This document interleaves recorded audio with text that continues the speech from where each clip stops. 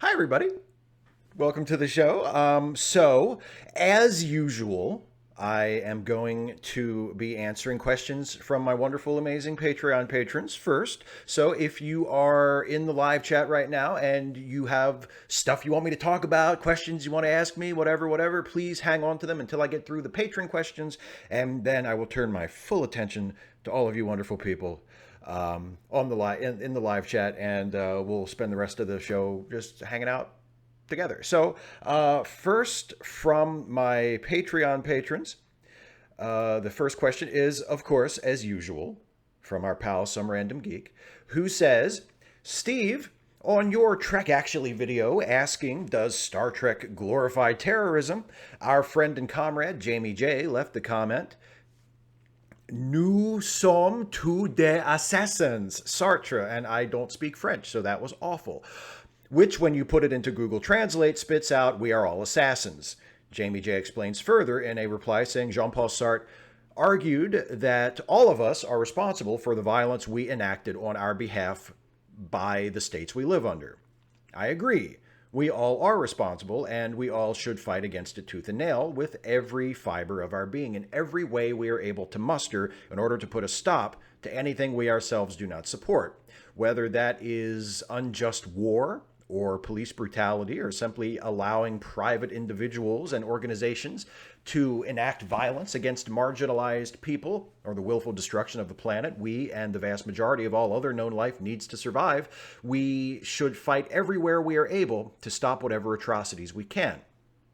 Unsurprising to anyone who knows me as someone who advocates for political violence, I concur with Jamie. We are all assassins. I mean, no ethical production under capitalism. Many of our computers, smartphones, and cameras are using coltan and cobalt in them, in which the mining of both in the Congo is linked to child labor and human rights abuses, and the American government drone striking weddings. Obama did love his drones. Democratic Senator Chris Murphy admitted the U.S. attempted a coup on Venezuela last year. Elon Musk, in regards to Bolivia, said, we will coup whoever we want. Deal with it. Hashtag Free Palestine. And America backing and supporting 73% of the world's dictatorships. Best way to keep labor costs low and stop all Marxists, leftists, and socialists from gaining power. Does America love democracy? Americans are in support of genocides just being liberal because of our American government. So, Steve, do you think that violent direct action and maybe acts of terrorism would be needed to get deep core systematic change?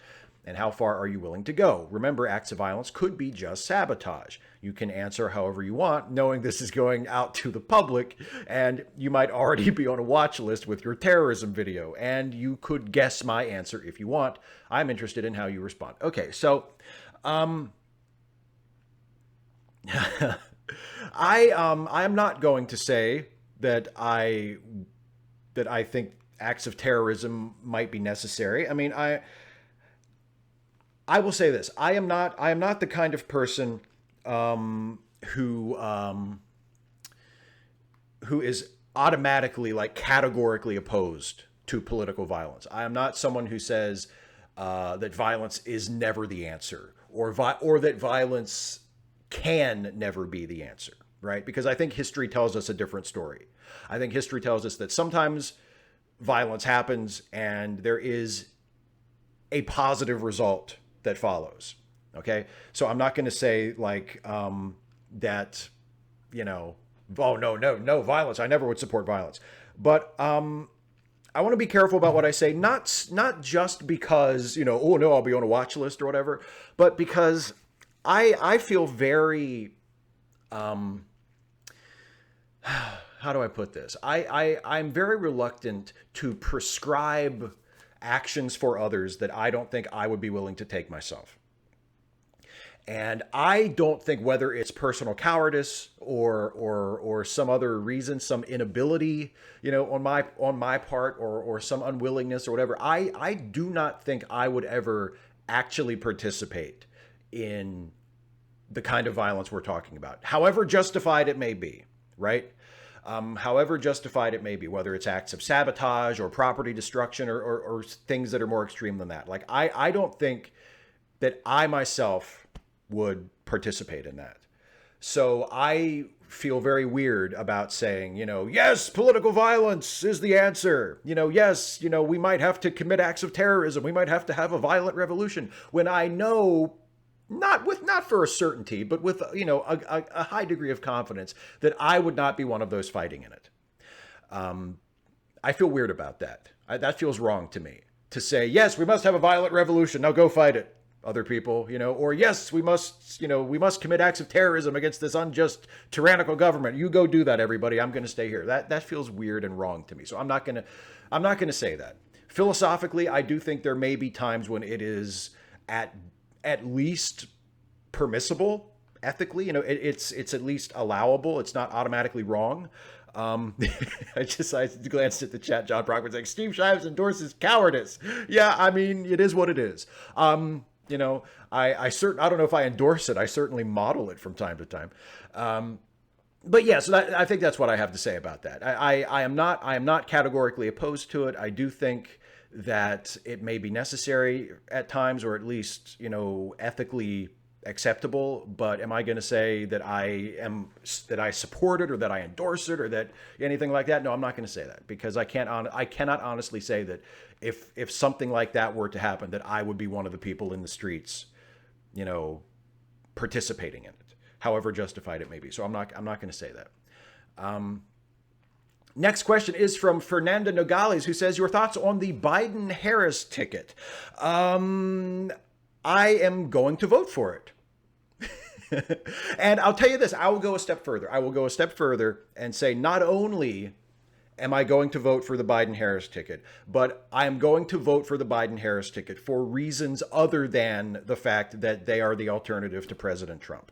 And I think maybe in the next few weeks, I mean, obviously between now and the election, so at least in the next, couple of months, I may make a video about this, because I am getting a little annoyed at the number of people that I am seeing on social media, especially on the liberal, progressive, left sort of half of the political spectrum here in the United States, who are basically taking it as just incontrovertible wisdom that, the only reason to vote for Biden and Harris is that they're not Trump and Pence, right?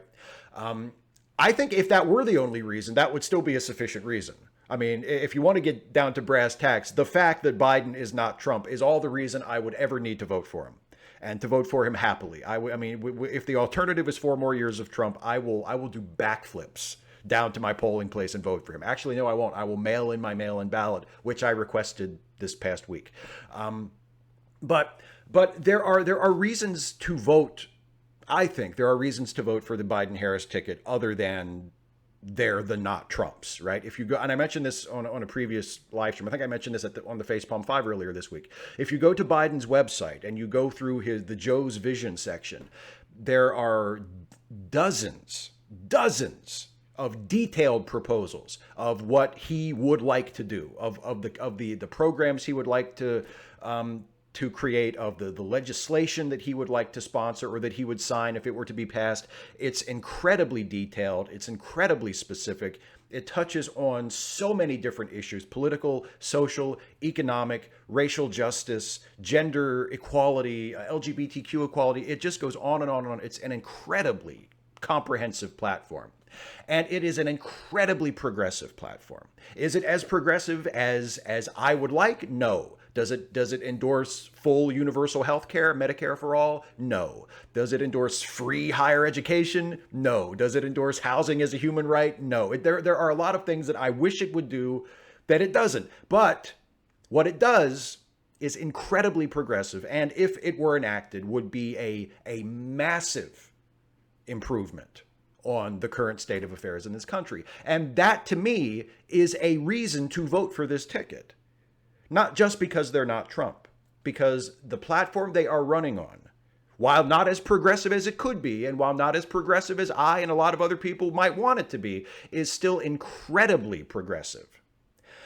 And at least within the context of American politics, right? We can always say like, well, they in Europe they've done. I get that, but within the context of American politics, it is incredibly progressive, and I am very, very happy to vote for it. And I hope that not only do they win the presidential election, but that we have a turnover in the Senate as well, so that it will be a lot easier to get this stuff actually pushed through and to become law. So I actually, based on their policies, I think the Biden-Harris ticket is terrific. And there's a question later on about the DNC, so I won't say anything else about the DNC right now because I'll talk about that later. But I'm right now I'm happy with the Biden-Harris ticket. It is not the ticket I wanted at the beginning of the primaries. It is not the ticket I voted for in my primaries. I was originally going to vote for Warren, and then eventually, after she dropped out, I voted for Sanders. But I'm happy with it, and I'm looking forward to voting for it.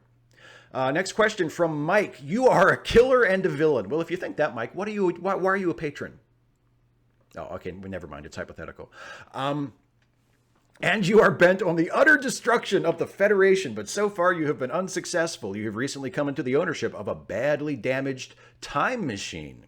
The machine will not let you travel back any further than 2151. I said it's damaged. The time machine also has a safety protocol. If the machine senses that the traveler has committed a murder, it will immediately yank the traveler back to present and self-destruct. So, knowing that you want to destroy the Federation, and also knowing that you can only kill one person, who do you kill that will do the most damage to the Federation, and when do you kill them? Also, the machine has a very limited battery life, so this must be a quick trip. There will be no time for long, drawn-out operations. That's a good question, because like the obvious answer is to say that, well, I would go back and kill Zephyr Cochrane. But no, I can't do Zephyr Cochrane because he was 2050, right? That's not far enough. It'll only take me back to Archer's period. That's right, 2151. So who would I kill to have the maximum chance of destroying the Federation? I mean, it would have to be Kirk, wouldn't it? I would have to go back to, I wouldn't have to go all the way back to 2151. I could go back to the 2200s at some point and take out Kirk because, I mean, Kirk, if I take out Kirk and we presume that, that the absence of Kirk means that all the stuff Kirk doesn't happen, which is kind of an assumption because you could always say like, well, somebody else did the thing that Kirk did. But we'll assume that if I take out Kirk and none of the stuff he does actually happens, City on the Edge of Forever, if Kirk doesn't go back in time and stop McCoy from saving Edith Keeler and changing history, then that's the end of the Federation right there, Or, if Kirk doesn't lead the mission in Star Trek: The Motion Picture to speak to Voyager, and Voyager destroys Earth, then that's the end of the Federation right there. Or at least that's the end of Earth and will be a major blow to the Federation. Same thing with Star Trek 4. If Kirk doesn't travel back in time in Star Trek 4 to bring back the humpback whales to speak to the probe that is destroying the Earth, then that might be the end. So I feel like Kirk has saved Earth and or the Federation enough times that if you just take Kirk out, that would be a pretty good guess, right? That would be a pretty good guess. I think that's what I would go with. Next question is from Trisha Brady. Hi, Steve. Hope you are keeping well. What are your thoughts on franchises with established franchise-approved expanded universes that are accepted as canon by fans, coming back years, sometimes decades later to create new content that conflicts with the expanded universe content? Personally, while I enjoyed the latest Star Wars movies, I grew up with the old expanded universe books and found it a little hard to let go of the characters introduced in those books. I am facing the same issue with Picard. My inner romantic loved how Jean-Luc and Beverly finally got together and had a son in the books, and it is difficult for me to watch the show now knowing they are not together. Thanks, and hope you have a lovely weekend. I think, my reaction to this is part and parcel of how I regard issues of canon in general with stuff like this. I understand, especially with the Star Wars thing, because Star Wars had like 20 or 30 years of expanded universe sort of pseudo-canon or deutero-canon, if I could use the biblical term. that was written over when they started the sequel trilogy, and they said, "Nah, we're not going to use that," and they just, I can understand if you were attached to that, how that might be kind of a bummer, right? Because now it didn't officially happen anymore. But that doesn't bother me so much because the stories are still there. And it's a little bit like, I can take it back to Star Trek, because you mentioned, how the Picard series is different. It gives us a different sort of fate for Picard than he had in the novels that followed the movies and the TV series.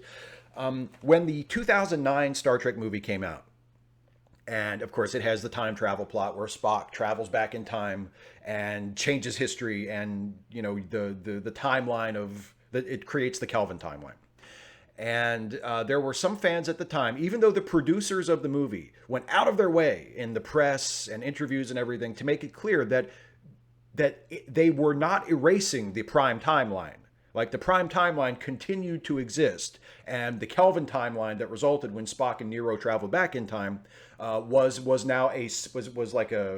branching timeline, right? Was a separate timeline that did not erase the original timeline at all. Even though they said that, there were still some fans who were very upset because they thought that traveling back in time and the events of the 2009 Star Trek movie basically erased the original series and erased, Next Gen, and everything was different now, right? And now everything would proceed along a new timeline, and all the old Star Trek adventures just never happened.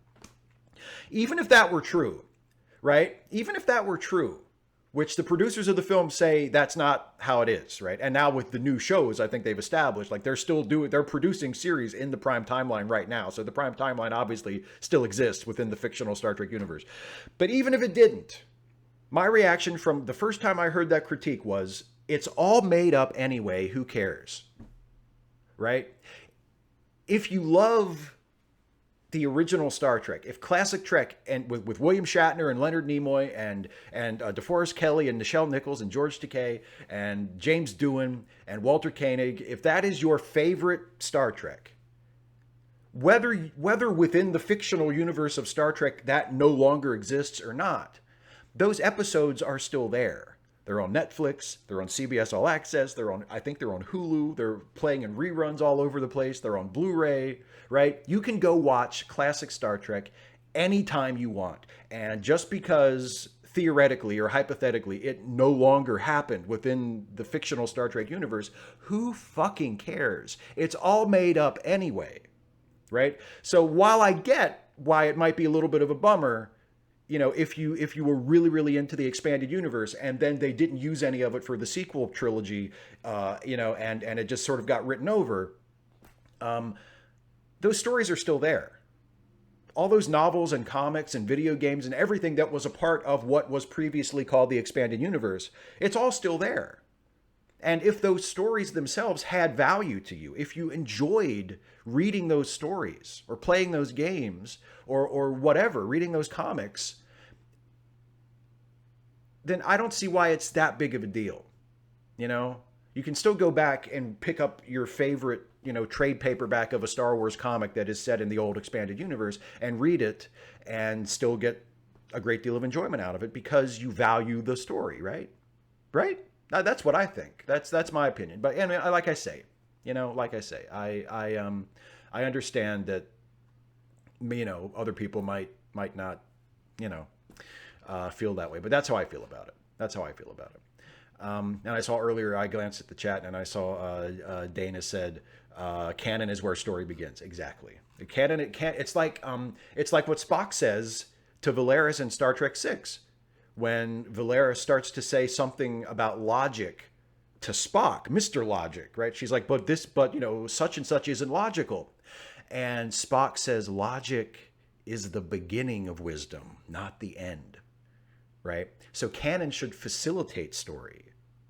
Canon should be a seed that allows story to grow, right? Or soil in which story can grow.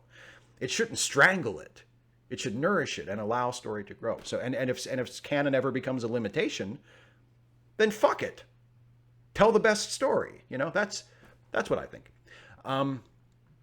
Anyway, moving on. Next question is from General Contact Unit Problem Child. The other day on a stream, Geek said something about wanting to create a fully automated luxury communist society, and you said, better get working on those replicators. Would you really become a full communist or socialist if replicators were created in the real world? There are a lot of liberals, yourself included, who tend to say that they'd support a socialist society if we had something like replicators to make sure everyone could have whatever they want without buying and selling stuff. The thing is, if replicators were invented in real life, capitalists would immediately try to find a way to monetize that shit. They'd probably set up some kind of iTunes-like system where every time you want to download a meal, you have to pay to download the pattern from their central database. If that was suddenly the case, I'm skeptical of the idea that all you liberals would really recognize the injustice of the situation and start calling for public ownership of the means of replication. Frankly, I suspect a lot of you would try to find some rationale for why this would actually be morally okay. Like, remember back when everyone was saying downloading free music would make it impossible for musicians to make a living.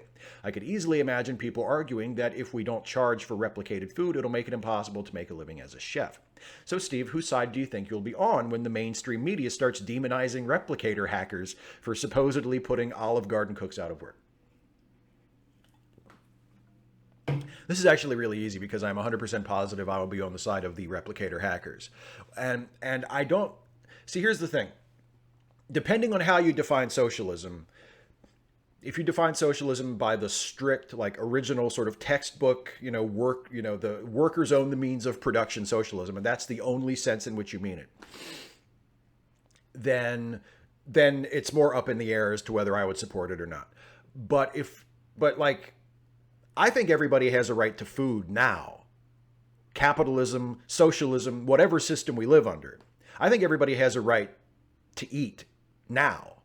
And that they should. They shouldn't. I don't think you should have to pay for food that you need to survive, right? I think that should just be a human right. I think we've talked about this on previous streams. I think the basic necessities of life that you need to survive and have at least a decent quality of life are things that everybody should just have. And I think that's attainable. Like, I don't even think that necessitates a revolution. I think we could have that, at least to a great degree, right now, if we just taxed people a reasonable amount.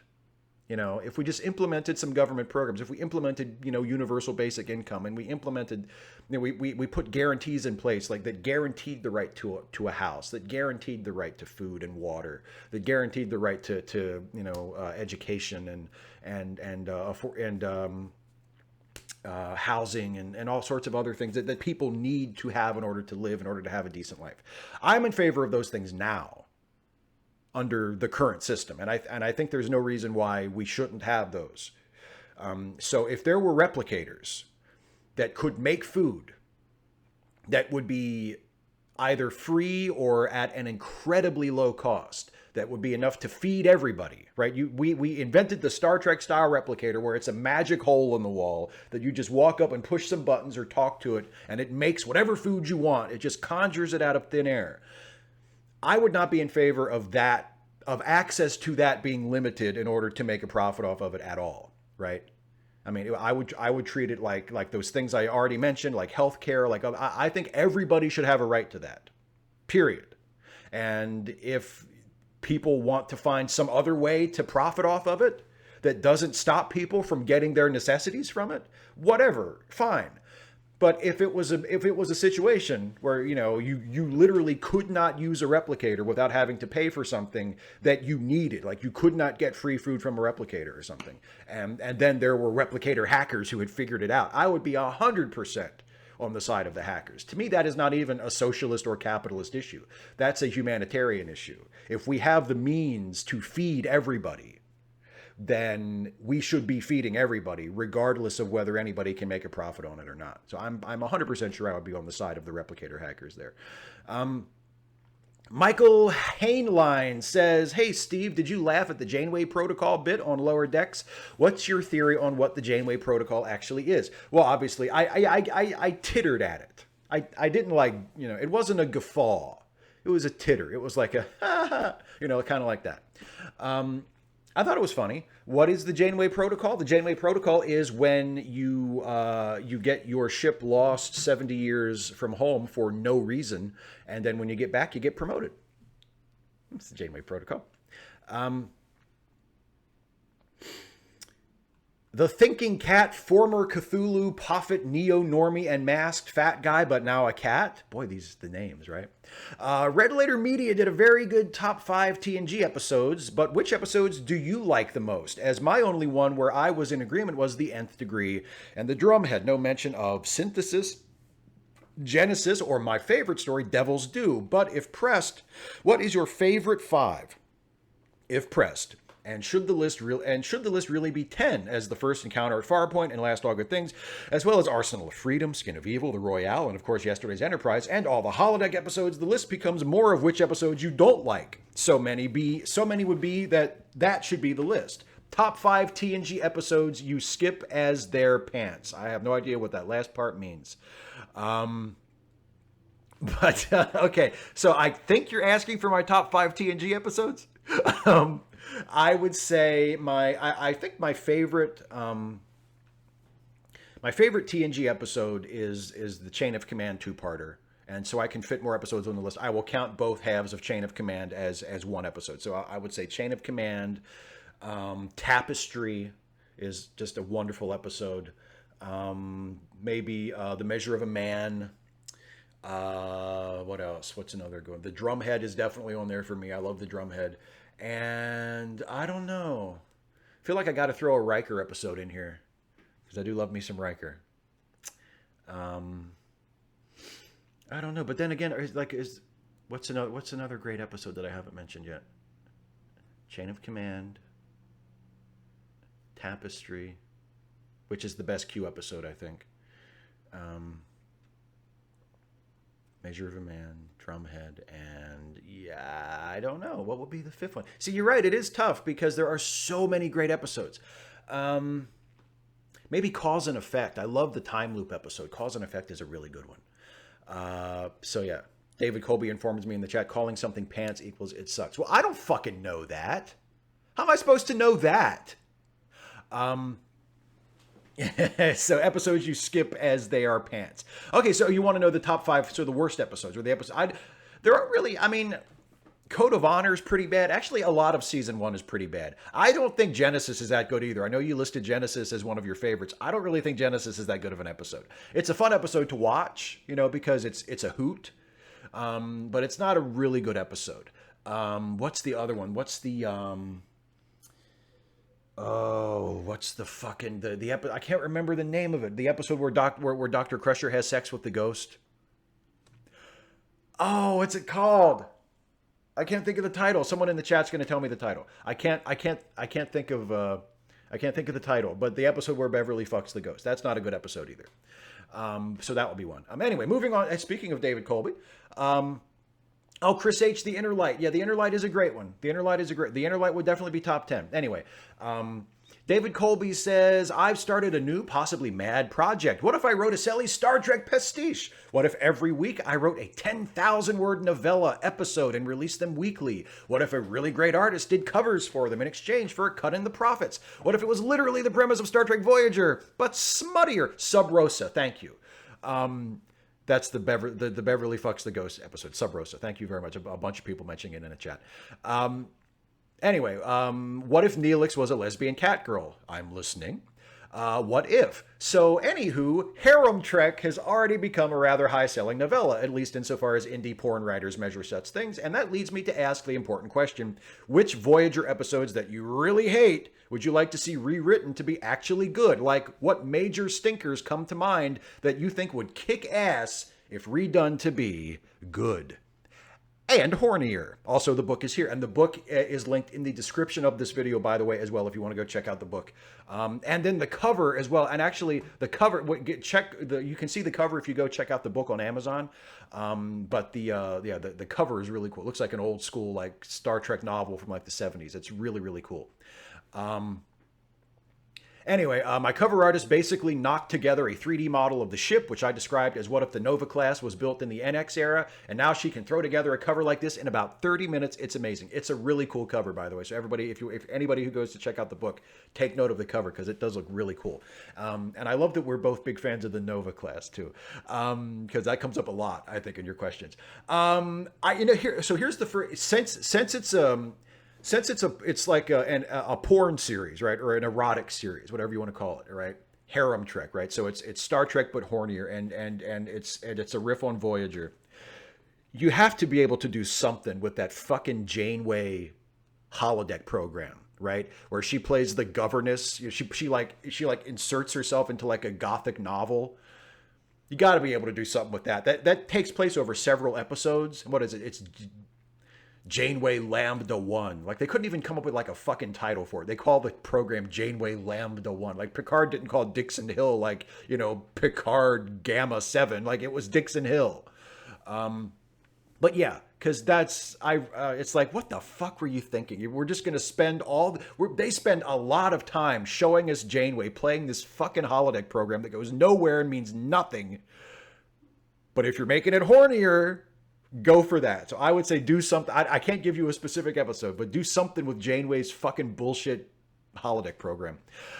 Next question from Eric Allen. All right, Steve, Disney Plus is releasing Mulan straight to their streaming service for $30 and skipping a theatrical release for obvious reasons. But it's not just a one-time viewing or set period of time. 48 hours is typical. Someone who purchases it gets to watch anytime and as many times as they want, so long as they're a Disney Plus subscriber. A lot of people has said that's an outrageous amount to pay to watch a movie at home, but I actually think it's a fair deal. It's just me and my daughter with the ticket prices being what they are here in Seattle, I'd be paying $30 just for the 2 tickets alone, and then $20 to $30 more for snacks and drinks. Gosh, imagine if you're a family of 4 or 5. That's easily $100 to $150. Sure, you don't get the huge screen theatrical experience, but you're also not paying as much. And even if theaters open back up anytime soon, I'm not paying a bunch of money just to catch the Rona. Also, you essentially own the movie as long as you're a subscriber. A digital purchase of a movie is about $20 anyway. But if this trend continues and this becomes the new norm, actual theaters, AMC, Regal, etc., will be doomed. They're already hurting badly. I believe AMC is nearly filing bankruptcy. And if this becomes a thing, it may just be the nail in the coffin, so that sucks. But I'll still be buying Mulan to watch at home, and I will certainly buy Black Widow if that goes directly to Disney+. Shut up and take my money.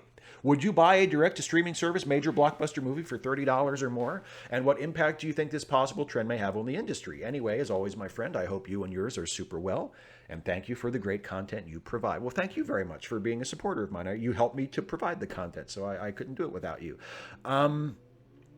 Yes, of course I would. Yes, I would pay $30 to see a brand new movie on a streaming service, especially under the terms that Disney Plus is offering Mulan and presumably might offer other movies in the future. Where yes, it's $30, which sounds like a lot, but it's a brand new movie. It just came out. It's like a multi-million-dollar Hollywood epic.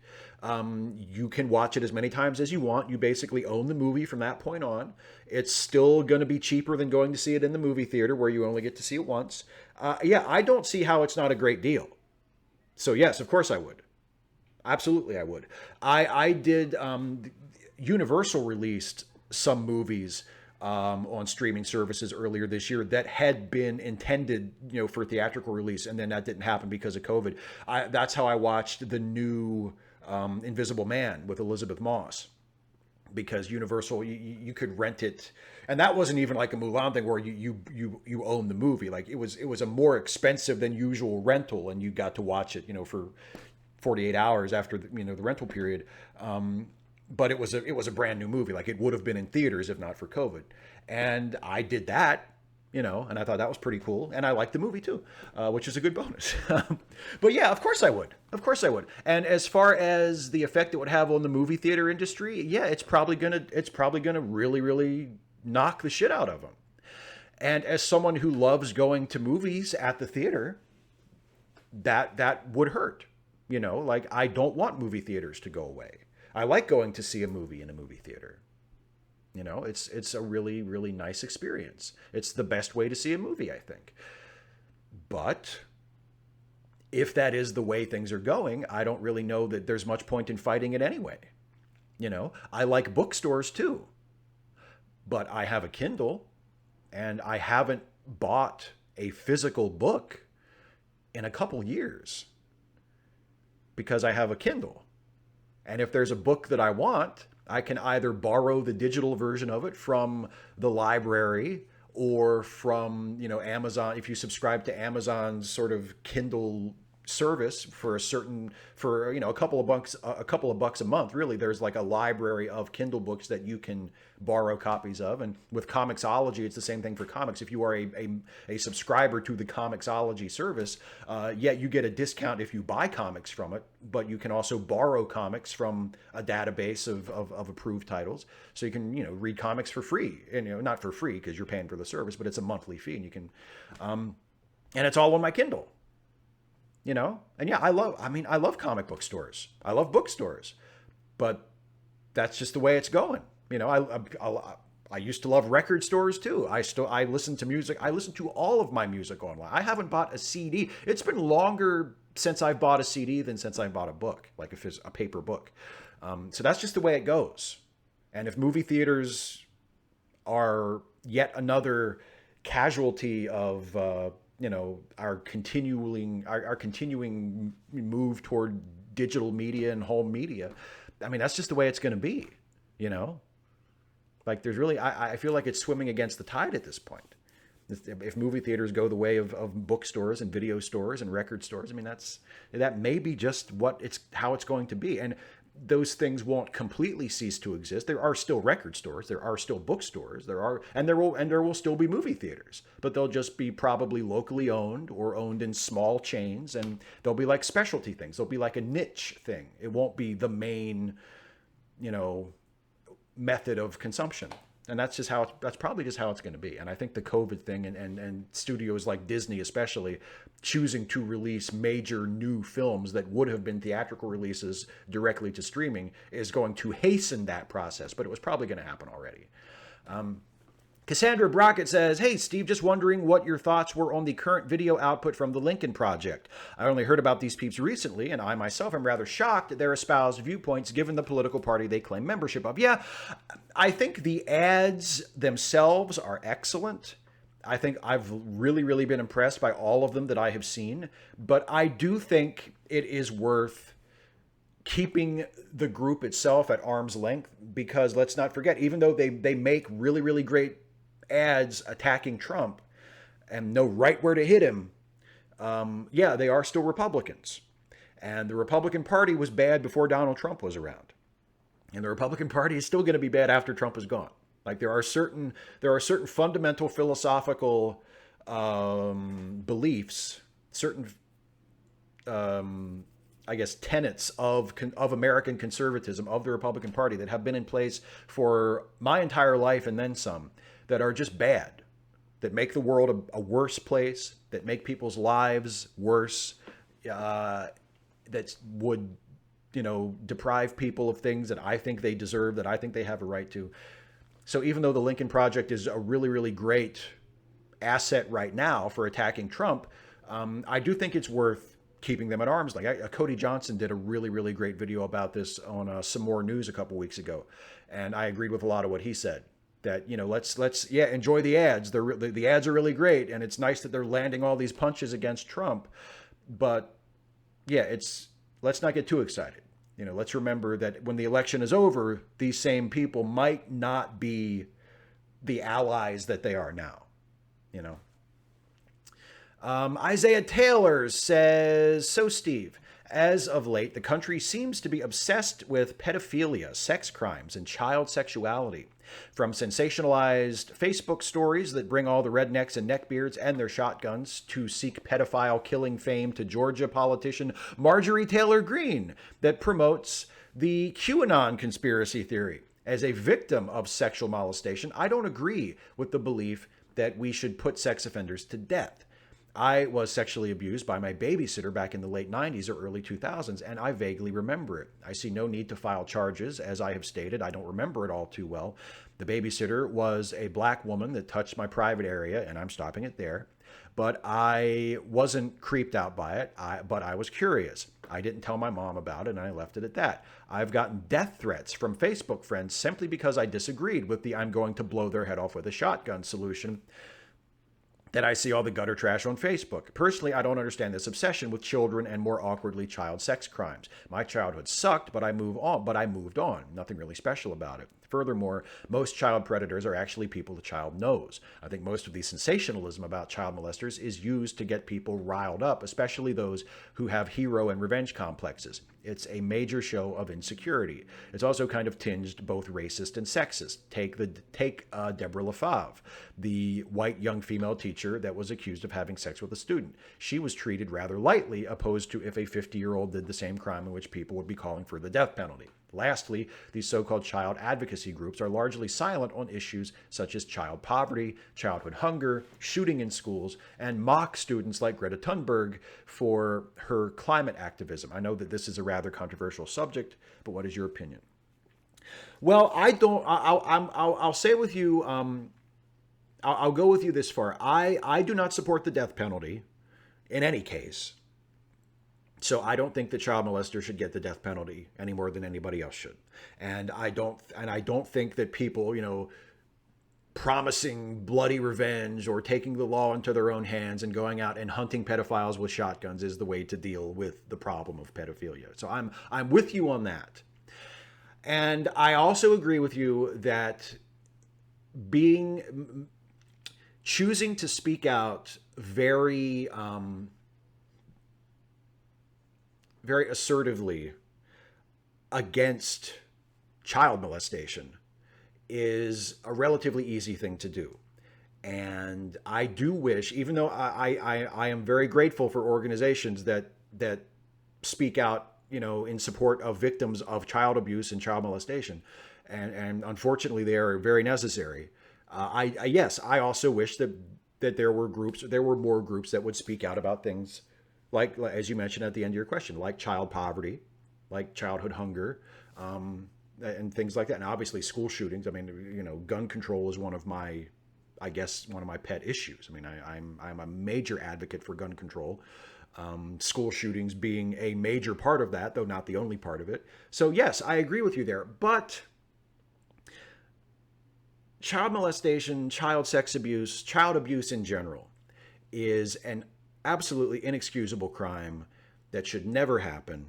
And people who commit it, I'm not going to say I'm not going to say that they can't be rehabilitated. I'm not going to say that I don't believe that anyone who would do that to a child could never, ever, ever redeem themselves from that, because I feel like that's too absolutist.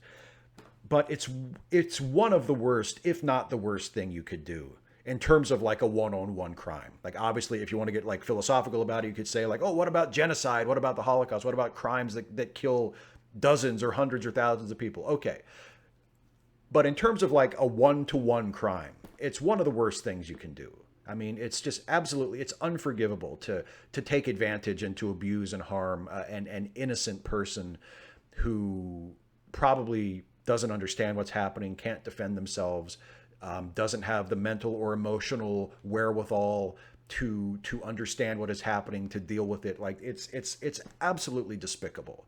And I don't want to say unforgivable, but if anything is unforgivable, that is. It's,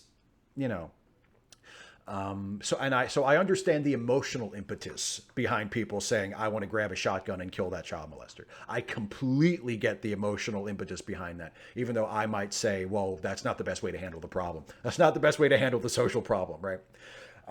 So I mean, I'm really glad that you shared your story. I'm glad that you seem to be dealing with it all right. I'm glad that it didn't destroy your life. Like, I'm very happy that you experienced, if you had to experience something like that, which I wish you hadn't, but if you had to experience something like that, I'm glad that it did not destroy your life.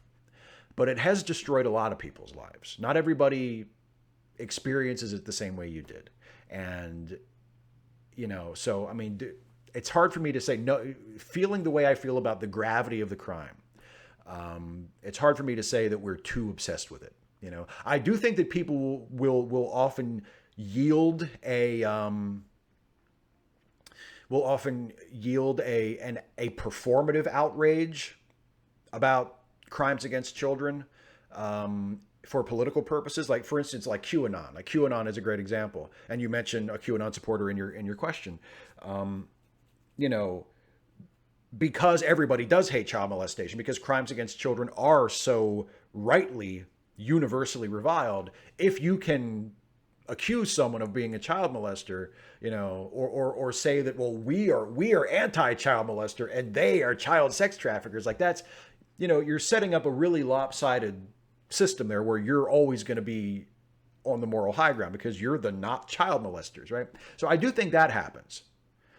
But in terms of like legitimate child abuse, legitimate child molestation, like it's one of the worst crimes that anybody could ever commit. And it's, so I'm not going to follow you that far and say like, oh yeah, people make too big a deal out of it, or we're too obsessed with it as a culture. I don't think that's the case. But I agree with a lot of what you say in your question. Matthew Royker says, brief as I can, my idea for a Mirror Universe series revisited. It's about Spock's journey to power in the Terran Empire and all the challenges he faces as a Vulcan. He successfully makes it to the top, and then it's about his reforms and those challenges. Series concludes with Spock turning the Empire into a peaceful federation. Happy ending for new Trek fans, but for those who have seen DS9, also kind of bittersweet and tragic, as we know what will happen to Spock's new peaceful empire. The B plot would be the formation of the Alliance. Question, does that get you interested in a Mirror Universe series? That is a really interesting premise. Yeah, that is a very interesting premise. And I like sort of the use of dramatic irony there, because if you are a Star Trek fan and you know how the Mirror Universe is depicted in Deep Space Nine, then you know that, yes, Spock will succeed and reform the evil galactic empire into a more benevolent organization, and then it will be conquered by an even worse organization, and then, humanity will just be enslaved again. So I like that. I like a lot of that. I think that's a really interesting idea. And if Ethan Peck played Spock, I think I could be down for that. Absolutely. It's still, now the problem is that I'm not, it's a good pitch. Like, it's a good pitch. And it's a good idea for a series. I just am not innately drawn to the Mirror Universe, right? I mean, I think it's a neat idea, and there have been Mirror Universe episodes that I have really, really enjoyed, but it's a little bit like Section 31. It's like, oh, it's a neat idea. I understand the appeal that it holds to some fans, but I just don't feel drawn to it. I like, if you say, oh, Mirror Universe, that doesn't automatically make me go, ooh, but it's a good pitch. It is. And thanks for sharing it. Danny K. Wow, Danny K. I thought he was dead. Hi, Steve. Do you think any of the exploration of strange new worlds done by Starfleet vessels takes place within the designated borders of the Federation? It seems like the number of stars in the galaxy compared to what those borders are make this an issue that comes up every now and then. What if first contact is made with a new race within Federation space that doesn't want to join? Just another one of the many ways this whole idea seems like a bureaucratic nightmare. Thanks for reading. Hope all is well. Yeah, I feel like in real life, if there was going to be something like the Federation or the Klingon Empire or the Romulans or whatever, the whole concept of what it means to have territory would really need to be reevaluated. Because if you look at it, if we're talking two-dimensionally, right, and you just have a map of land on a planet, that makes sense because you can draw borders. You can say, okay, everything on this side of the river is mine. Everything on that side of the river is theirs, right? That makes sense because it's relatively stable, and it's for the purposes of drawing out the map, it's two-dimensional. In space, not only is space three-dimensional, but yeah, there's just a lot more of it. And there's a lot in space that we might not know is even there yet. So if you say, okay, everything on this side of the nebula is Federation space and everything on that side of the nebula is Klingon space, right? And then there are all these planets in Federation space that nobody's even ever been to. And there might be people living on those planets that have no idea what the Federation even is. And now suddenly they're under the jurisdiction of this government that they didn't even know existed. That just doesn't seem right. That doesn't seem fair, does it? So yeah, and I kind of wish that that somebody would do an episode about that. Like I kind of wish there was a Star Trek story that dealt with a situation like that, because it's a really interesting result of the universe that the writers of Star Trek over the last 50 plus years have set up. If that's the way territories work in the galaxy, if it is analogous to the way territories work here on Earth, where you just take a two-dimensional map and say, okay, there's your territory, there's your territory, there's your territory. You would think there would be situations like that. And I think it's a really interesting idea. And you're right, it does seem like a bureaucratic nightmare. It might be, it's one of the things that maybe if Enterprise had run a little longer, or if the writers of Enterprise had thought about this earlier before the show was canceled, it would have been a great premise for an episode in Enterprise, because Enterprise takes place right at the dawn of the Federation, when they would have been trying to figure some of this stuff out, perhaps. And you could have had an episode about that, where they draw the lines of, okay, what's going to be Federation territory, and all of a sudden they're finding all these people that are like, what's the Federation? What? No, we're not part of the Federation. So yeah, I think it's a really interesting idea. Andrew C. Hawkins, do you think Trump's or Stephen Miller's, as the case may be, efforts to rig the vote could backfire spectacularly? You may have heard of the controversial decision to end the census count a month early, but as it turns out, states like California are ahead in their counting, and southern and rural states are seriously behind. According to one report I heard, the way things are going, Texas is set to lose a House seat to Minnesota and a seat to Rhode Island, and Florida is set to lose a seat to Ohio. You mentioned how the recent chicanery with the USPS particularly affects rural areas in the latest Facepalm 5, so I'm wondering if something similar will happen to disaffect rural voters there. In my strongly Democratic home region, northwest of Los Angeles, the public outcry at the loss of a drive-through mailbox was such that they immediately put it back. I'm not taking anything for granted, though, and I am seriously considering paying about $50 to send my ballot back via DHL. I'm registered to vote in California, but have been living overseas for several years. I've been thinking a lot lately that the only silver lining of Trump is that he's so obtusely obvious in his agenda, and am constantly reminded of the William S. Burroughs quote, "Thanks for the American dream, to vulgarize and falsify until the bare lies shine through." I will say I am somewhat comforted, not comforted all the way, not to the point that I'm like, I'm treating it as a foregone conclusion, but I am somewhat comforted by the manifest incompetence of this administration.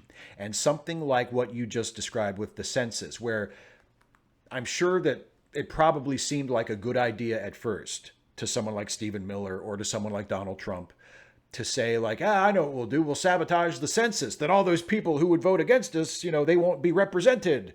As it turns out, actually, it's voters living in parts of the country that are statistically more likely to vote for you guys that are going to be at more of a risk of being disenfranchised because of just the way things are going.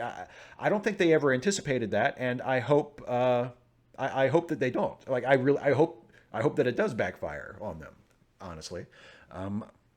I would prefer that the census just be conducted normally and that the results be used to, redraw district lines and reapportion representatives in a fair process like is supposed to happen. But if the process has to be unfair, fuck them. They're the ones that brought this on themselves. I hope it bites them in the ass instead of other people.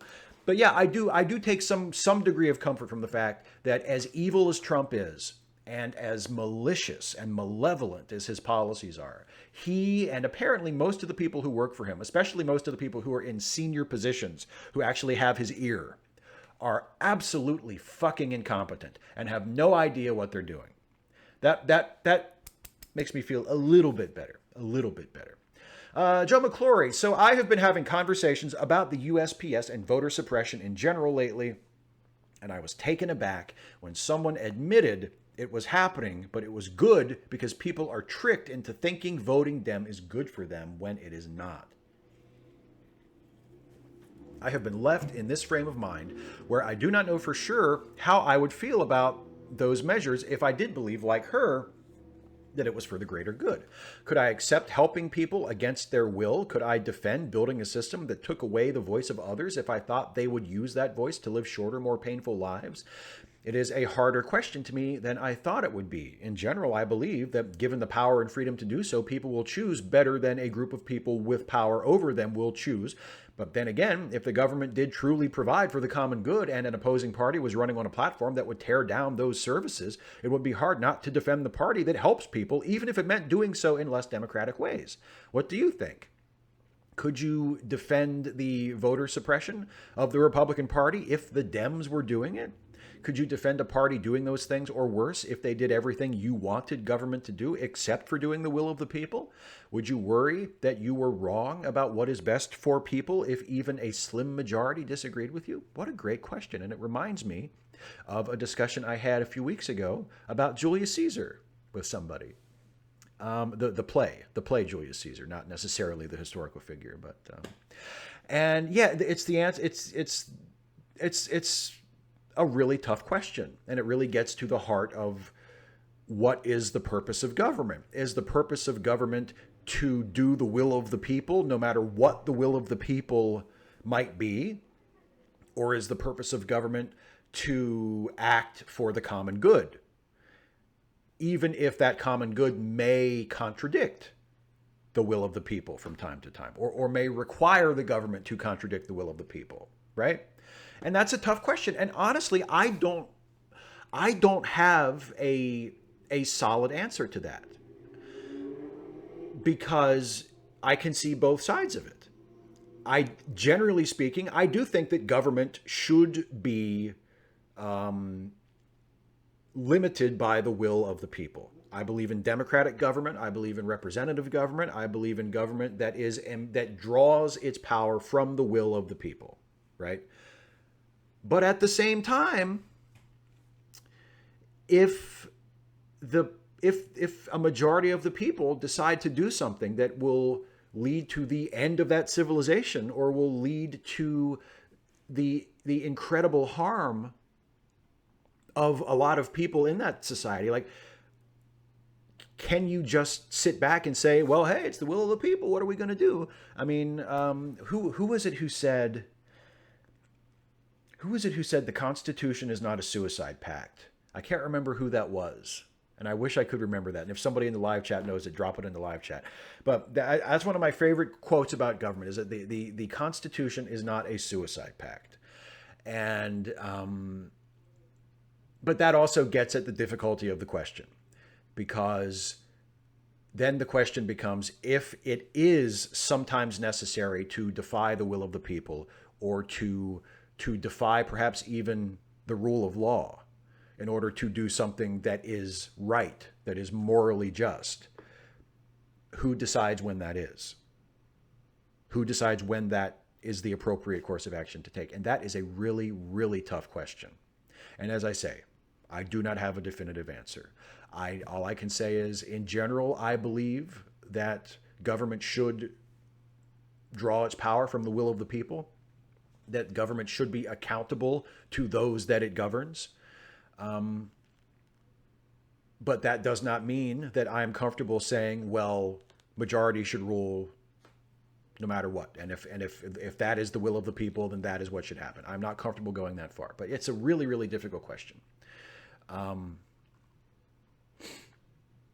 Lynn Kibblemom says, hi, Steve. I just spent over an hour trying to figure out why I was no longer getting email notifications from YouTube channels I was subscribed to when I stumbled across this video. And then it's a link to a video from a creator's channel on YouTube where they explain how YouTube is ending email notifications.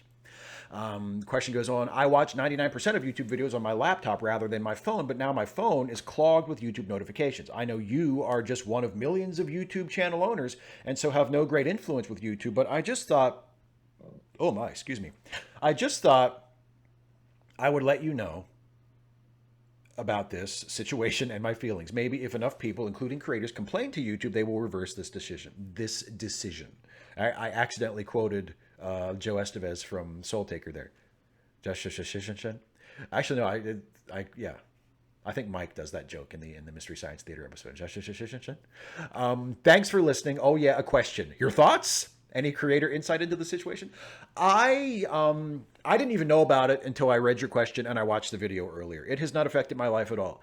I actually opted out of email notifications a long time ago because I was in the exact situation that the guys in the video describe, which is I was getting a massive amount of YouTube notification emails that I didn't open, that I never read, and eventually I just said, this is ridiculous. Why don't I just turn this off? And I went into my user preferences on YouTube and I just turned off email notifications completely. So I only get push notifications now for videos, new videos for my subscribers and stuff. And yeah, they come through on my phone, but they also come through in Chrome. And, you know, I think I have here on my desktop, I get push notifications if I have that turned on.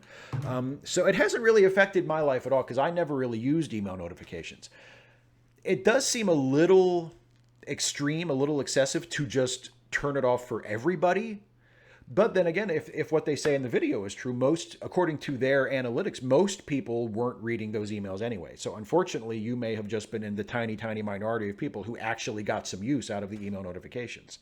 And if that is the case, I'm very, very sorry that, you know, you no longer benefit from that thing that you used. But from my personal perspective, like I had them turned off anyway. So, and I don't think it has, I don't think it hasn't affected my channel any. It hasn't affected my experience as a watcher of YouTube. So, you know, yeah, but I'm sorry that you don't get YouTube notifications anymore, or that you don't get email notifications if that was what you relied on. Plasma Burn Death says, wow, only 16 prior questions before I post mine. And it's 11 p.m. CST on 8/20/2020. Did the brown coats get any of the group? I know people probably heard you were taking some time off and did not think you would still be doing a live stream. So on to my question, Steve. While I was kind of looking around, an idea hit me. Have you tried out Star Trek Bridge Crew or Artemis Starship Bridge Simulator before? And would you be interested in trying it? Maybe a Patreon thing? Artemis sells in 6-pack for $35 since it can't be played as a single player or game and needs a group to work. This might also be a cool idea for your podcast, like a special episode guest starring Patreon members, such and such and such and such and such and such. And then there's the link. Thanks for your time. I have never played either of those games, and I can tell you just completely honestly, that's probably never going to happen. It's a really good idea, and I appreciate you bringing me the idea, and I'm glad you thought of me, but that's probably never going to happen. I play video games incredibly rarely as it is, and I usually am not in the mood to play video games with anybody else. Like, I'm just not a fan of multiplayer games, unless I'm playing with someone else, like who's actually here. Like, to me, a multiplayer video game is when you're sitting on the couch with your buddy and they have a controller and you have a controller and you're playing a game. Like, multiplayer online gaming, I'm sure it's great. I'm sure it's fun. Lots of people do it and love it, and it seems like they're having a great time. It has never been my thing. I have never been interested in it. It's just not going to happen. But I appreciate you bringing me the suggestion. C.W. Daniels, what did you think of Michelle Obama's speech? And if you saw Trump's response to it being taped, apparently you could tell because the death toll Michelle listed was too small. What did you think of it? And last but not least, did her speech make you terribly nostalgic for a better time? I did not specifically see Trump's response to it. But I mean, personally, like whether it was taped or live, I don't really care. It doesn't bother me whether it was taped or live. I thought it was a really, really good speech. It did make me nostalgic for a better time, as did Barack Obama's speech, which was, I think, even better than Michelle's. But Michelle's speech was fantastic, and Michelle's came first, so it left like the big first impression.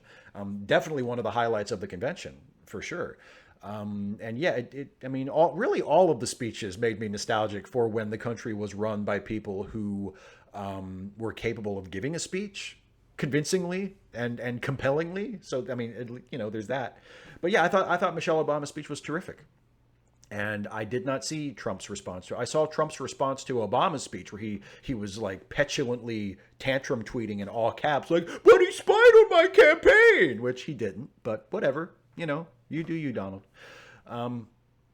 Next question is from Patrick Simpson. I am so fucking pissed off. I've spent the day watching arseholes on YouTube who are supposed fans of Star Trek.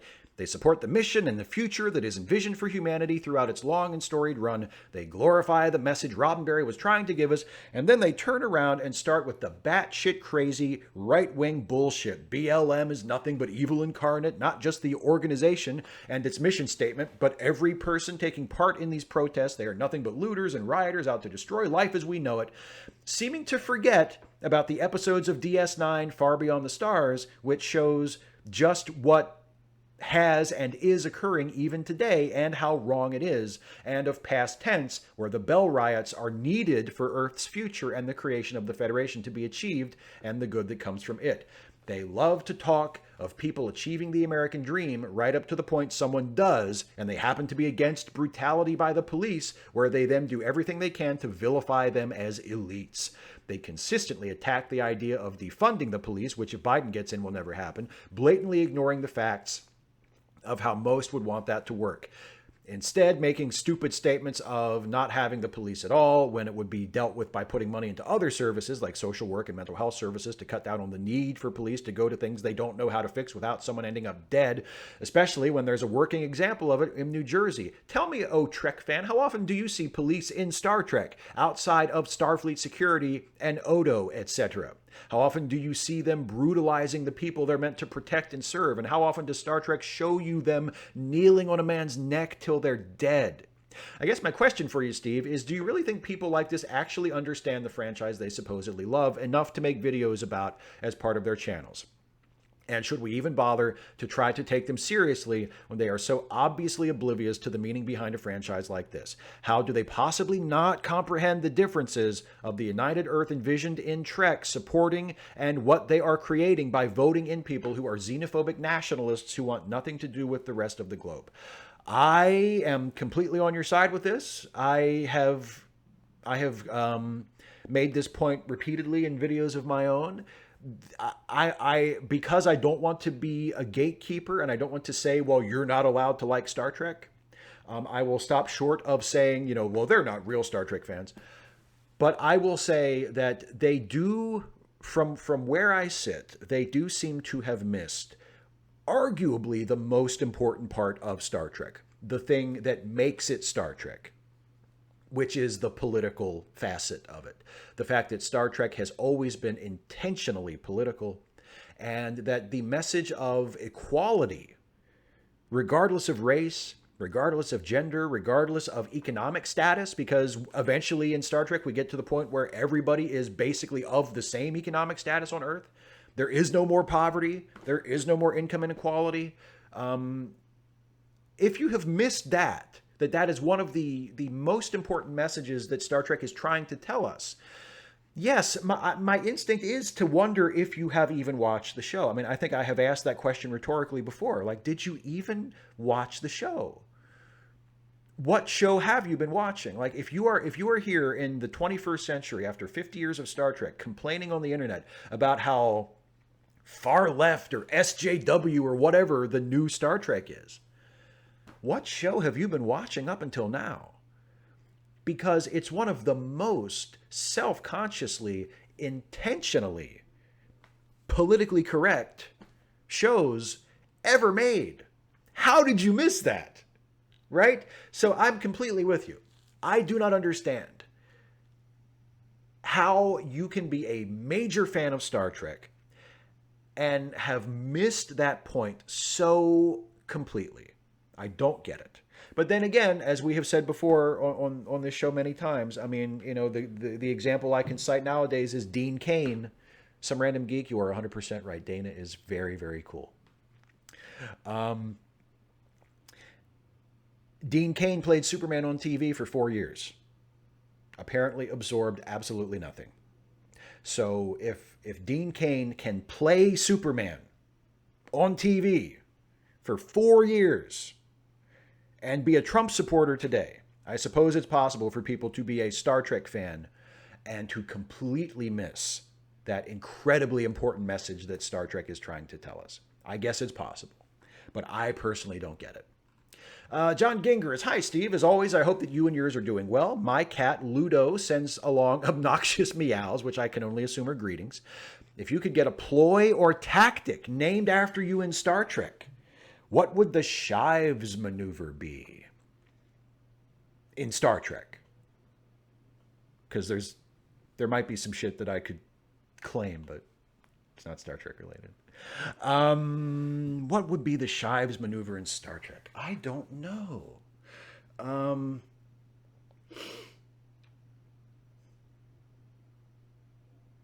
I have no idea. What would be the Shives Maneuver in Star Trek? Yeah, I see. I see. Yeah, I see the laughter in the chat. And you know, I was thinking about this earlier, and I should have thought about it, but I cannot think of what the Shives Maneuver would be. Because I mean, I can think of maneuvers in like Star Trek shows or in movies that I thought were really cool, like in Star Trek 3 when Kirk and his crew beamed off the Enterprise at the same time as the Klingons were beaming in, you know, and then they were trapped on the ship and then they blew up the ship. Like that's a cool maneuver, but I guess that would be one of Kirk's. That couldn't be mine, right? So I don't really know. How am I a liar? I'm not a liar. I just can't think of one. I can't think of a Star Trek one. I don't know what the Shives Maneuver would be. Maybe something treacherous. Maybe like, you know, the ship has been boarded and like I'm surrendering and I hand over my phaser and then while they take it, I like grab one out of my boot and, you know. No, I honestly, I have ideas, but they're not, nothing that I feel comfortable claiming as my own.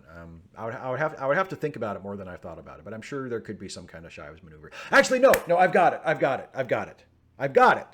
I just thought of the Ensign's log. And my character's name is not Shives, but he is very, very close to me. I can think of several, but again, not Star Trek context. That I will not be going into politics.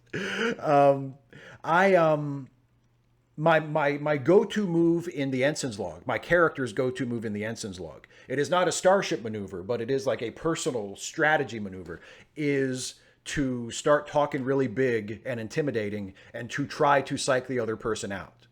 If we're in like a confrontation, like my guy's go-to move that he has done in multiple episodes of the Ensign's log is, you know, like we're pinned down by enemy fire or something. There's like Klingons at the end of the hallway shooting at us.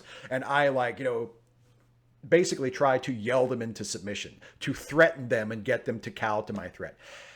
And it never works.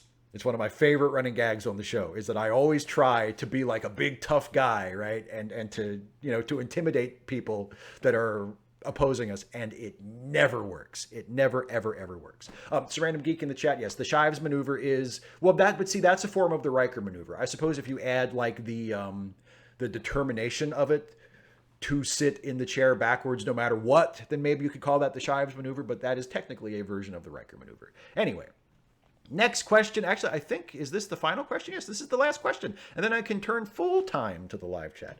From Siamak Yamin Afshar. Hey, Steve, I'm sure others will ask, but I'd love your take on the DNC. As a progressive, but not necessarily leftist, I did find it frustratingly moderate.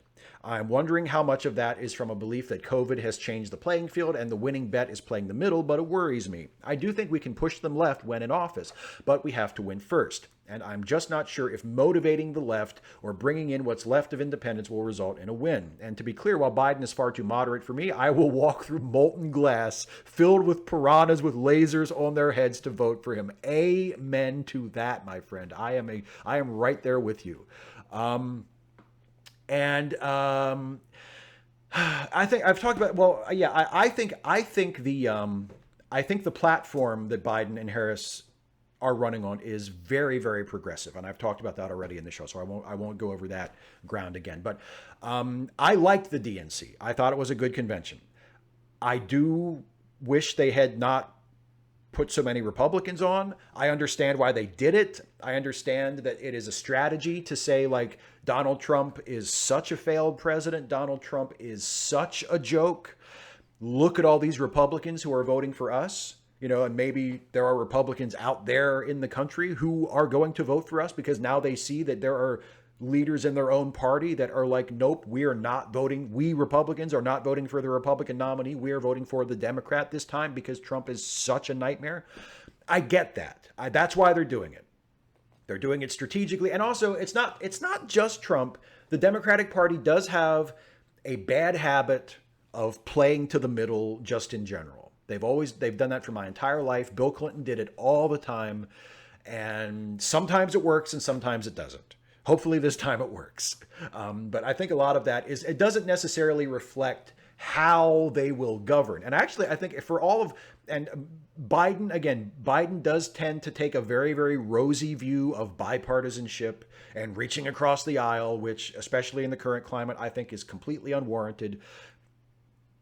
But that doesn't mean that he will necessarily govern as a conservative or as a moderate. Because I'm telling you, I keep saying this, look at the guy's platform, look at the website, look at all of the things he wants to do or he is promising to do. And history shows us that presidential candidates, if elected, do tend to at least attempt to implement their agendas, right? Most presidential candidates are not just blowing smoke up our asses and telling us whatever we want to hear to get elected. Most of the time, presidential candidates, if they win the office, do at least try to implement the agenda that they promise. They do at least try to keep their campaign promises. So if Biden does that, he will not be governing as a conservative, and he will not be governing as even a moderate. He will be an incredibly progressive president if what is on his website turns out to be a roadmap for where he tries to go as president. Right. So that doesn't worry me.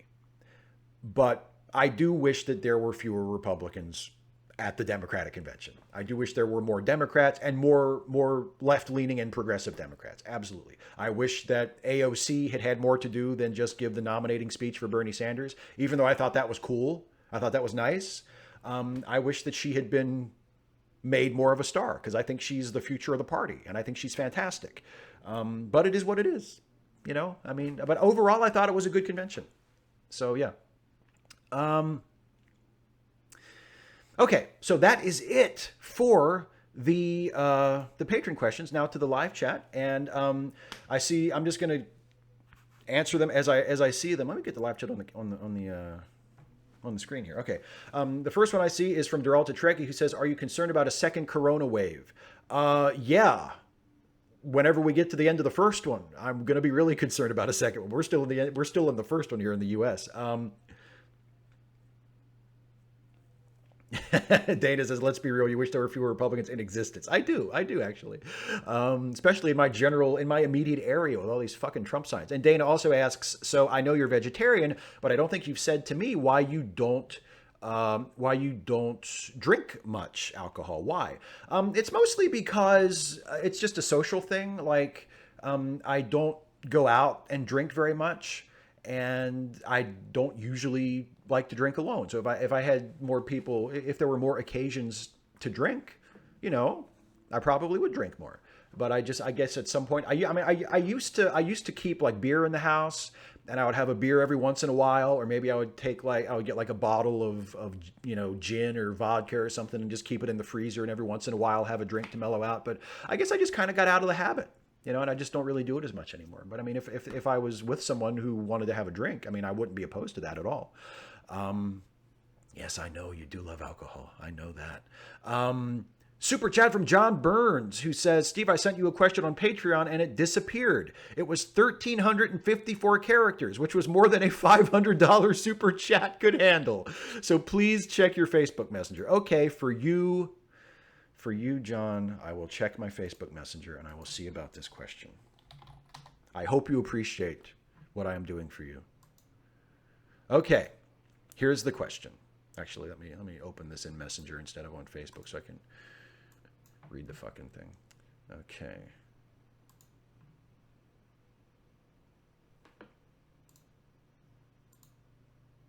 Let me see.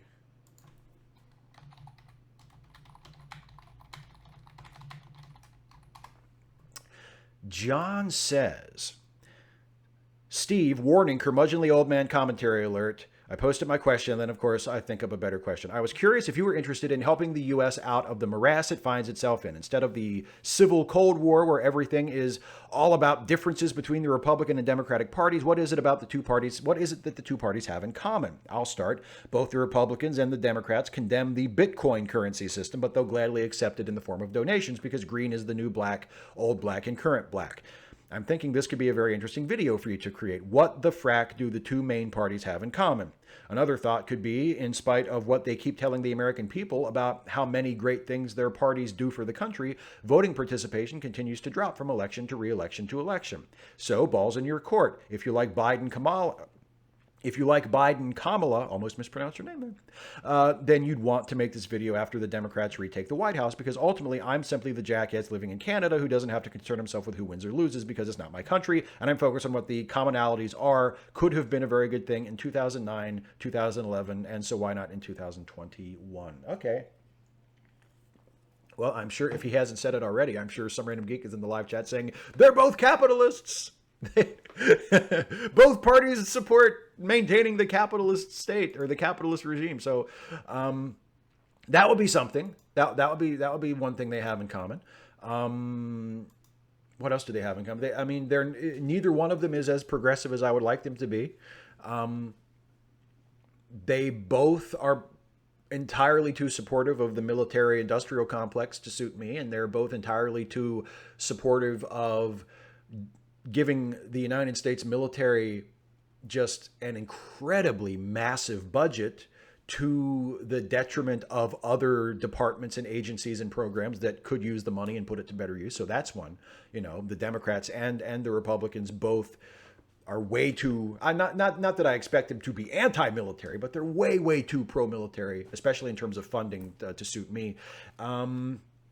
And there was something else that I thought of just now too, that now and it has slipped my mind completely. I can't think of what it was, but there was another thing that I thought of too. But yeah, so that would be something.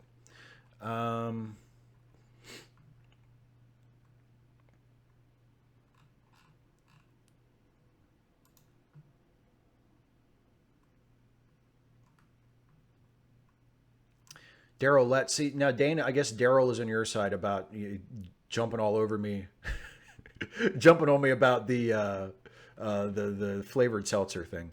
Because Daryl says sparkling water, even if flavored, tastes too much like club soda. I really love club soda, by the way. That might, I don't know, that'll probably make things worse.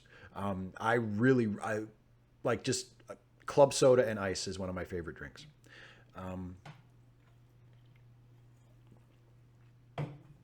Vovacat17 says, have you been following the horrible events in Belarus lately? My question would be about it. I have been following the very generally, but I haven't been paying close attention to it, so I don't feel like I can compliment all that, like all that confidently about it. Dana, unsweetened seltzer does not taste like ass. We will just have to disagree on this. 255 AD says, could capitalism survive if we had free replicators? What would humans spend money on if they had machines that could make any object they want? If we had free replicators that everybody could access and they could make basically anything you wanted, then at that point I do not think capitalism could survive. Because why would you pay for something that you could get from a replicator if you could get it from a replicator for free? I think capitalism would go the way of bookstores and record stores. Right?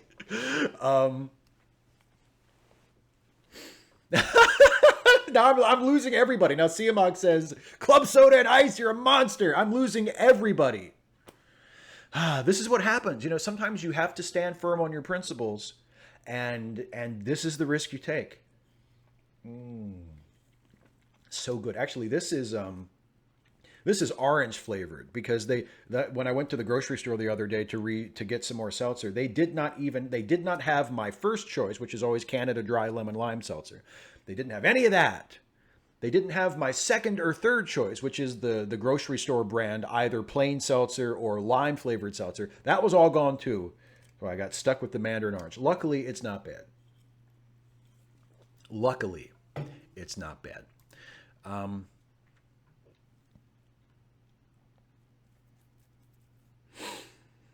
Harry Garrison says, have you noticed how many fake Star Trek and Star Wars rumors the fandom menace are putting out to inflame anti-feminist sentiment? I have noticed a lot of, well, see, ever since the new Star Trek shows debut, ever since Discovery started, basically, there has been the faction of the fan base, or the people who try to exploit the fan base, that have been saying like, oh, the show is such a failure, CBS is panicking, it's about to be canceled, you know.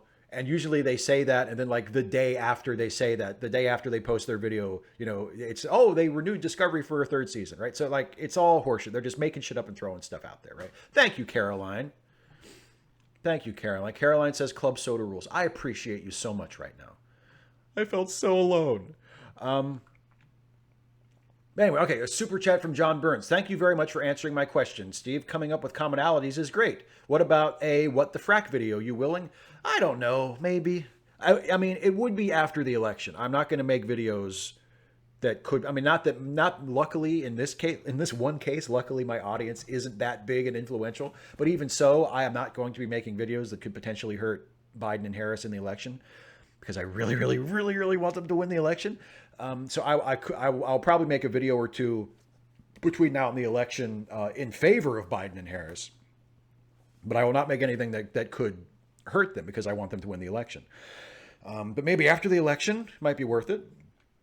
Because I do think the Democratic Party, which is my party, I am a member of the Democratic Party, but I do think obviously it is fair game to be criticized, and it needs to be criticized and challenged on all kinds of stuff.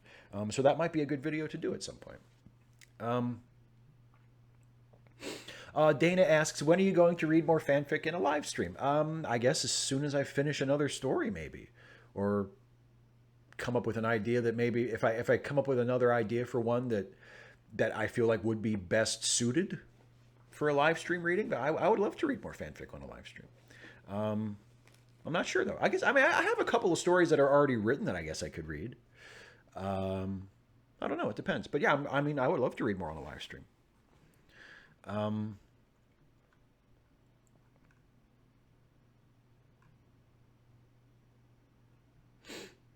Oh, Jason's here. Opinionville. I'm lost, Steve. Was I supposed to turn left on Appian Street or right?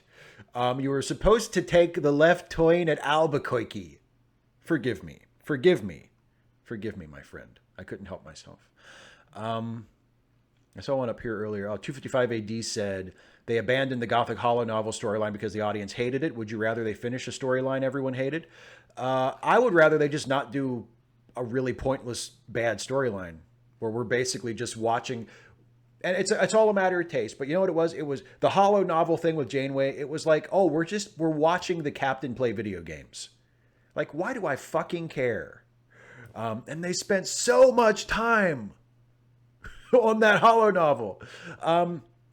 John Burns with another super chat. So can I expect it to be posted by Christmas? I have no idea. I don't even know what it's going to be yet. Like I have a premise that you have given me. I don't know if I'm going to do it.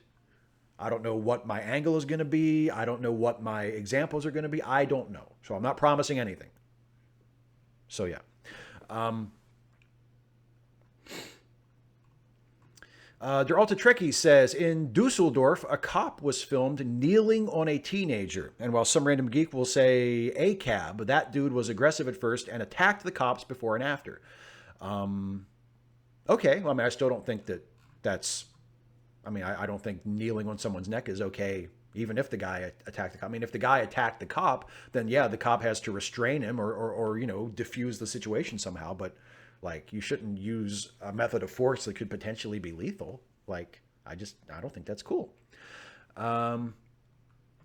Mason Holcomb says, do you think that leftist policies are set back by their vitriolic supporters on Twitter? Maybe somewhat. I don't think it's necessarily that. I think it's not just vitriolic supporters on Twitter, although I don't think that helps. I think leftist policies are set back by the fact that a lot of leftists just as a matter of principle, refuse to engage with or attempt to understand the system.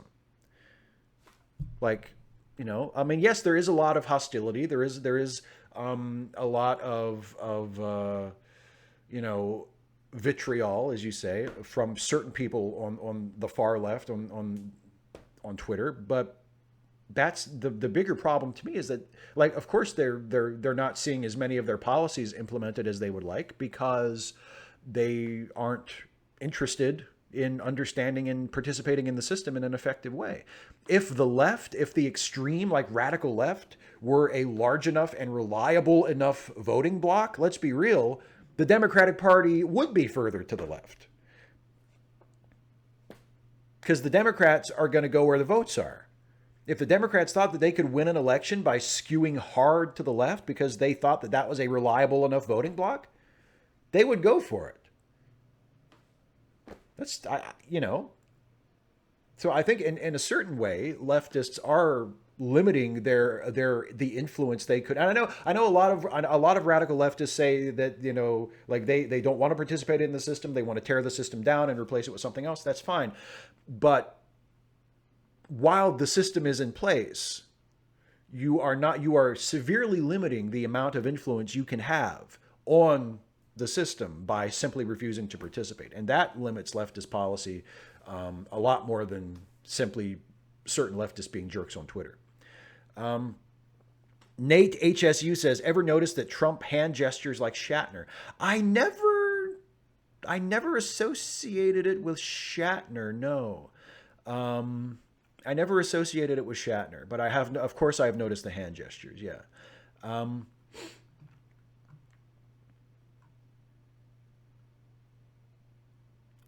Jordan Joan P says, I knew The Simpsons had a lot of transphobia and homophobia, but recently someone on Twitter showed almost posted all the bad takes. What is wrong with The Simpsons writers? I mean, a lot of them, most of them are white men. I think probably all of them, if not all of them, are cis hetero, and just especially 20 and 30 years ago. And this is not an excuse because it was wrong back then, but you know, transphobic jokes, homophobic jokes were considered a lot more acceptable by the culture. And that it shouldn't have been that way, and it doesn't make it right, and it doesn't mean we should just ignore it and say, oh, it was a different time, because that's horseshit. But I think that was it. You know, I think the show was written by people who, while they were very funny and while they were capable of a lot of insight on certain issues, they just were not aware or not interested or not capable of approaching trans issues or LGBTQ issues in general in a way that they should have been approached. You know, I think that's it. I think that's the problem. It's not necessarily that there was anything more wrong with them than there was wrong with a lot of other people at the time. Another super chat from John Burns. Thank you again. Mary Kay Letourneau passed away of cancer recently. Who's running around murdering pedophiles? Other than Jeffrey Epstein, of course. The pizza place dude looking for those got arrested. I don't think there's anybody really out there murdering pedophiles, but I think it's just a lot of rhetoric. It's just people, you know. And yeah, the QAnon thing and the fucking pizza, you know, the pizza guy who was like, I'm here to save the children that are trapped in the basement. And they're like, the building doesn't even have a basement, right? I think most of it is just a lot of big talk. And there are isolated incidents of people who actually go out into the world and try to do something about it. Some random geek, yeah, I know. The DNC is not putting Medicare for all on it. I know. I never said it was, did I? Did I ever say that it was putting it on an official platform? I will say this, David. And David says, I'm not sure I believe you, Steve, since there's a huge support for Medicare for all, but the Dems absolutely will not do it. If the Democrats take control of both houses of Congress, and if there is a groundswell of support from the people for Medicare for all, or some version of like universal health care that is analogous to the support that there was for the Affordable Care Act back in the day. And there was a lot of opposition to the Affordable Care Act, but there was also a lot of groundswell public support for it at the time, which is what allowed it to get passed in the first place. You can say all you want about, oh, they're corporate masters, they're bought and paid for. I do not think it is nearly as far-fetched as you think. I think if the Democrats hold majorities in both houses of Congress and they hold the White House and they see that Medicare for all actually is that popular, I don't see them not trying to do it. Maybe not in the next 4 years, but eventually. Maybe in the next 4 years. Maybe if someone, if someone writes a bill for Medicare for all and gets it out there and people find out about it and it becomes like a major popular proposal. I don't. The Democrats, yes, the Democrats are cowards, but the Democrats are also politicians who want to win elections. And if they see that it is as popular and as demanded as a lot of us think that it is and wish that it would be, I just don't see them not doing it if they have the power to do it and if they are being pushed to do it. And again, as I always say, I really apologize for anybody. If I missed your question, I apologize. But because it's not it's not intentional.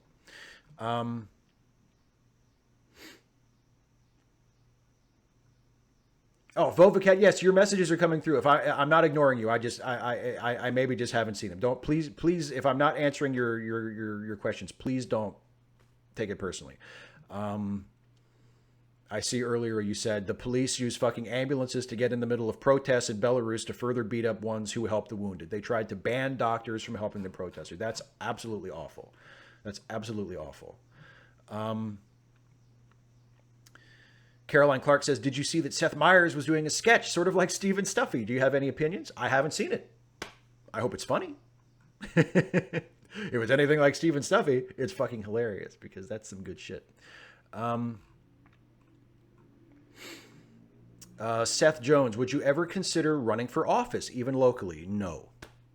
No, I'm never going to run for office. Michael Olson, you caught the news about Steve Bannon being arrested? I did! Isn't that great? I caught the news, and then today on Twitter, I saw they were sharing the courtroom sketch of him like in the courtroom with his mask on, and he's got like his hands all folded up, and he just looks so scared and pathetic. Yeah, I saw the news about Steve Bannon being arrested. Mwah! Oh, so good. So good. 255 AD says, so I know we're not like them as much as the Lower Decks characters, but am I the only one thinking that the Cerritos main crew are complete asshats, particularly Jack Ransom? I don't know if I would say they're asshats. I mean, they're meant to be like, buffoonish a little bit. I don't think they're it's a comedy show and they're not meant to be like the Enterprise crew. So that doesn't really bother me. And Jack Ransom, I think particularly, Jack Ransom is sort of like an extreme parody of like a Riker character. So he's supposed to be a little bit of a jackass.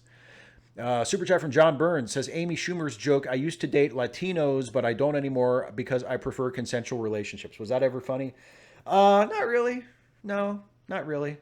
There's a rather obvious amount of racism built into the premise of that joke. Yeah.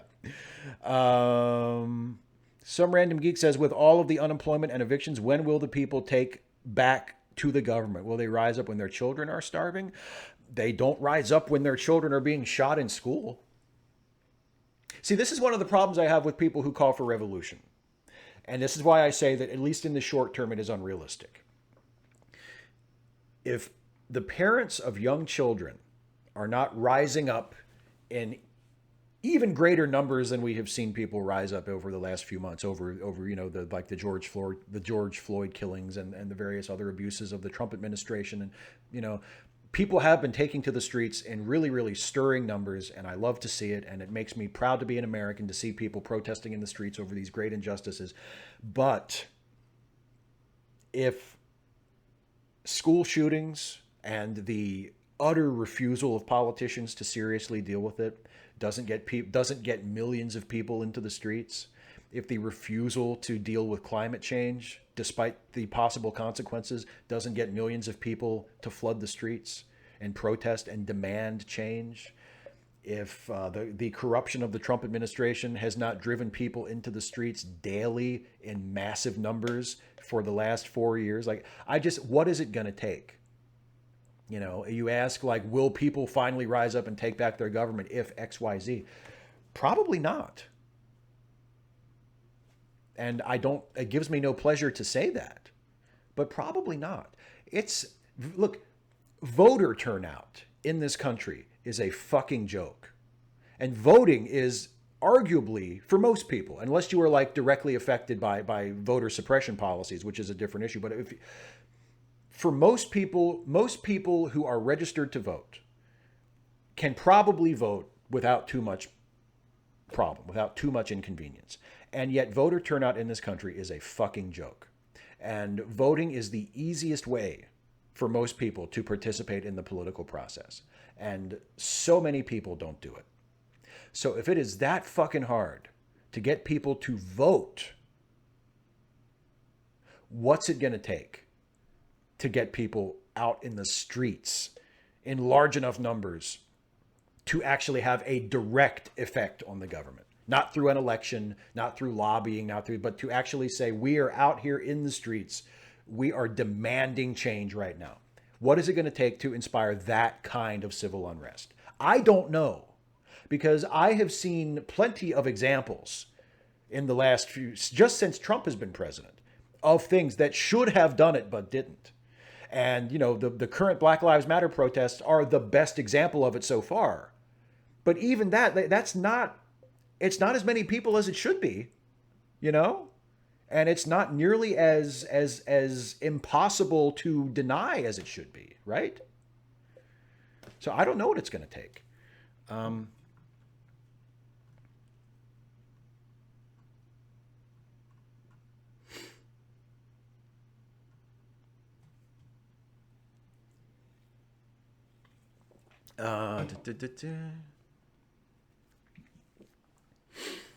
Uh, 255 AD says, a time traveler tells you if Biden loses in 2020, AOC will win in 2024. Would you still vote for Biden? It depends on who would win in 2024 instead of AOC. Vovacat17 says, if you had a button to prevent Trump from getting elected ever, would you press it even if you knew 100% that in a fair popular election he would win? And would you if everyone knew you pressed it? Yes and yes.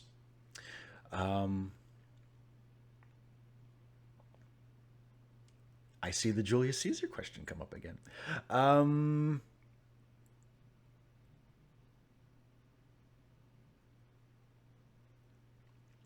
255 AD says radical leftists would actually say even if they could win by tacking to the left, they wouldn't for fear of losing corporate donor money. Do you dispute that? I think that is not nearly as big of an issue as a lot of people think. I do think that corporate influence on politics is something that we need to get rid of, but I do not think it is. I think it is incredibly reductive and simplistic to say, oh, well, the Democrats will never do that because corporate donations. I don't think it's that simple.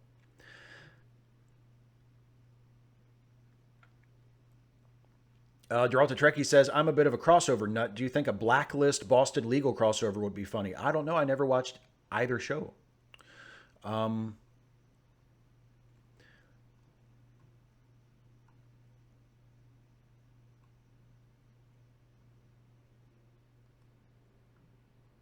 Fan Kiyoshi says, I think that part of it is that people don't associate things like school shootings with the system, where police brutality is very clearly a systematic problem. Yeah, that's true. I agree with that. That's a good point. But school shootings could still be addressed by the system or by the people we elect to represent us as a part of the system, and they're not. So,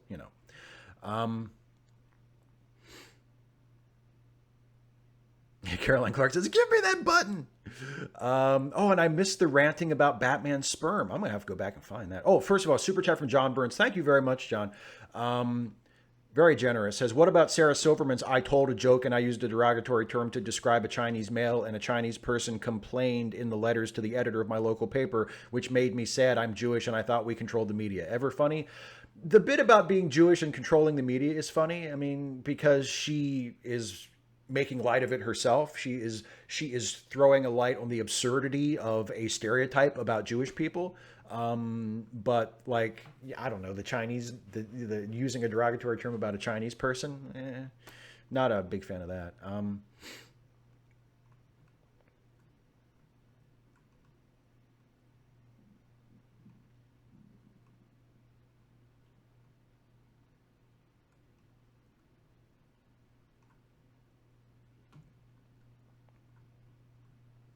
Oh, I see. We're talking about Damien.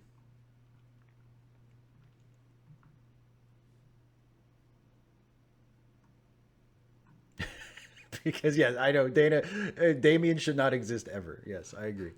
Um, I mean, I don't. From what Damien could be a potentially good character. I haven't read enough Damien stories to say one way or the other. But as we've talked about before, I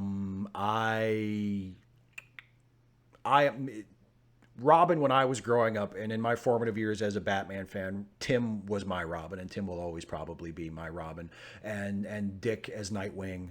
You know, that's my Bat family, right? And I mean, obviously, I love to write Dick as Robin too, because that was the story I just read on the live stream this week was a Dick as Robin story. But yeah, my favorite Robin is Tim. My favorite Robin as Robin is Tim. Um,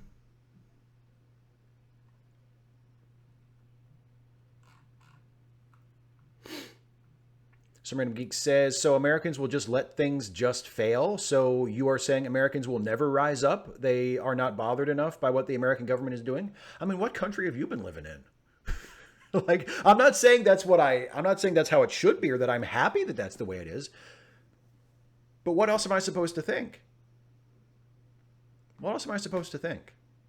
You know? Am I saying they'll never rise up? I can't say never. Never say never. I am heartened by...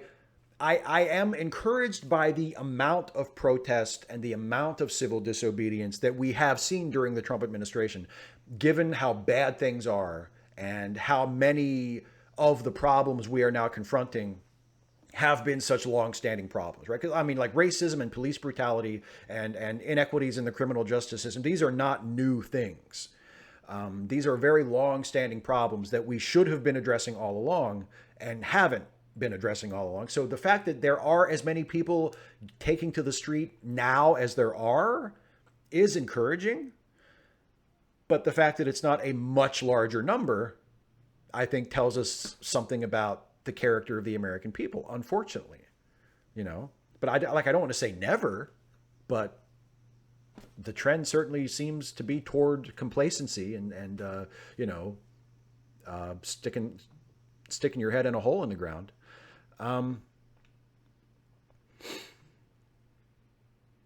Harry Garrison says, what are your thoughts on the poisoning of Alexei Navalny, the leader of the opposition to Putin? Gee, I wonder how that happened.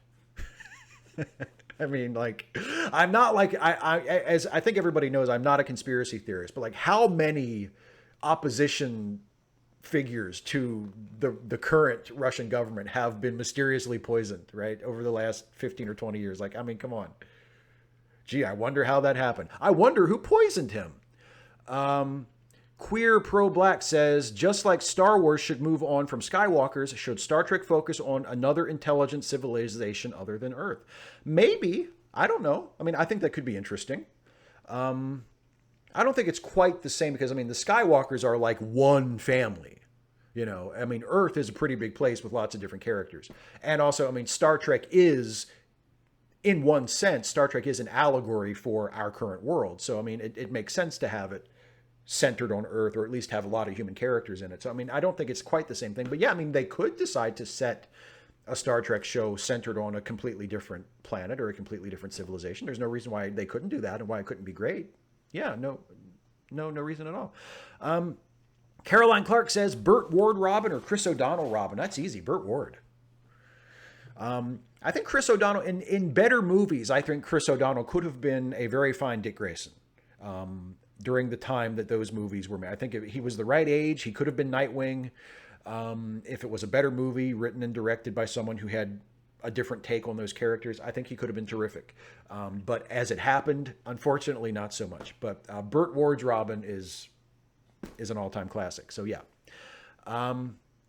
Another super chat from John Burns, who says, since COVID started, the worst mass shooting in North America has been in Nova Scotia. Something positive to think about with how the United States is being affected by COVID. Yeah, we're not allowed to gather anymore, so there aren't as many mass shootings. Yay! Thanks, virus. You did what our politicians, for some reason, refused to do. 255 AD says, okay, I'll rephrase. Can you imagine any 2024 leftist backlash candidate being so good it'd justify re-electing Trump just so we can have them down the line.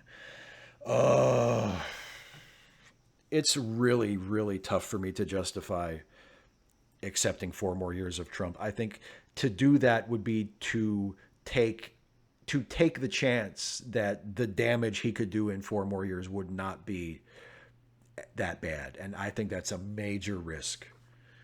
I'm very reluctant to say, like, oh, as long as I could be guaranteed that we would get AOC in 2024, like, I don't know. I don't know. I don't think I can say that. I don't think I can say that. I'm very, very reluctant to say that. Let me scroll up and see what other questions I have missed.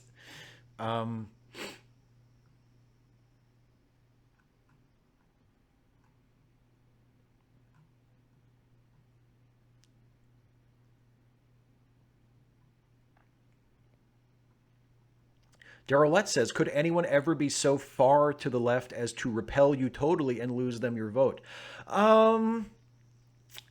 Probably not in terms of policy, but maybe in terms of tactics or in terms of attitude.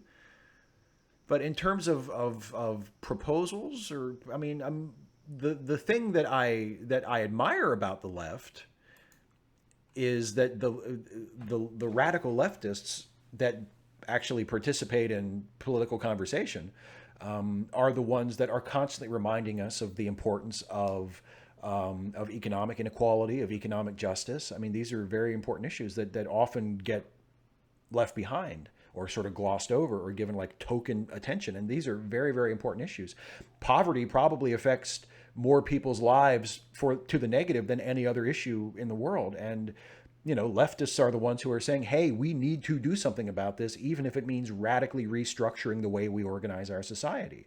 So I'm not against that in terms of theory or policy, but I mean, there are, like, I don't necessarily want, to literally start guillotining people. I don't want there to actually be a violent revolution. Because I don't think it's necessary. I think we can accomplish a lot of the reforms we would need without resorting to that. But in terms of like goals and stuff like that, it's hard to imagine something that could be that could be so far left that I would say, oh no, I can't vote for that. Maybe there's something, but I can't think of one. Another one from John Burns. Thank you again, my friend. Nova Scotia history. The recent huge explosion in Beirut brought out video clips from World War I where 2 military ships in Halifax collided and the resultant explosion devastated the city. Damn.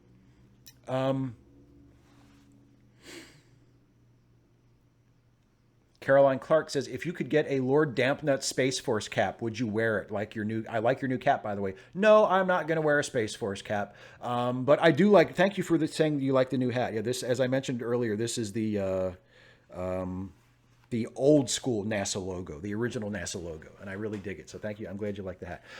Jason says, can you please do the naughty baby voice you did in the Ensign's log? I ask because it's been a shitty week. The air is full of smoke, and we've had rolling blackouts. Come on, be a pal. Oh, what did that? I can't remember what. And Queer Pro Black, I scrolled up and I didn't see your first question. I apologize. If you want to repost it, I will answer it after I get done doing the naughty baby voice. Is it Jason? It's the voice that it's the voice that Steve does under duress. That he does on the subspace chat with Lenore, supposedly, right? Is that the voice? Is that the voice? And oh, what is it? What is it? Something like this? Was it? Oh, yeah, I'm a bad baby.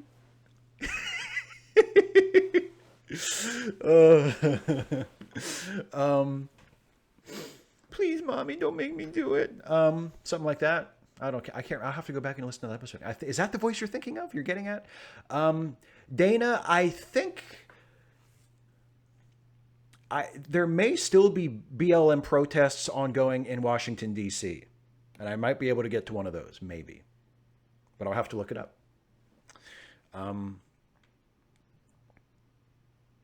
Yes, Box says, baby as Armus is fully canon. I think so. I think it should be. I think I think we have managed to fit it into canon relatively well, given the silly nature of our show. 255 AD says, should we want Biden to tack to the right if a pragmatic analysis shows he's more likely to win that way? Thomas Smith has been kind of dancing around that argument lately. I mean, yes, because the alternative is Trump. But I have to say, like, other than, and I feel like I keep repeating myself, other than, you know, reaching out to Republicans by platforming Republicans or former Republicans at the DNC, I really don't see Biden tacking to the right all that much. I mean, like I say, his agenda on his website is not a right-wing agenda at all by any stretch of the imagination. So, you know, in terms of the policies he is running on, he is not tacking to the right at all. Maybe he is trying to appeal to Republicans on the basis of his temperament and his character and his judgment and his stability, but not so much in terms of policy.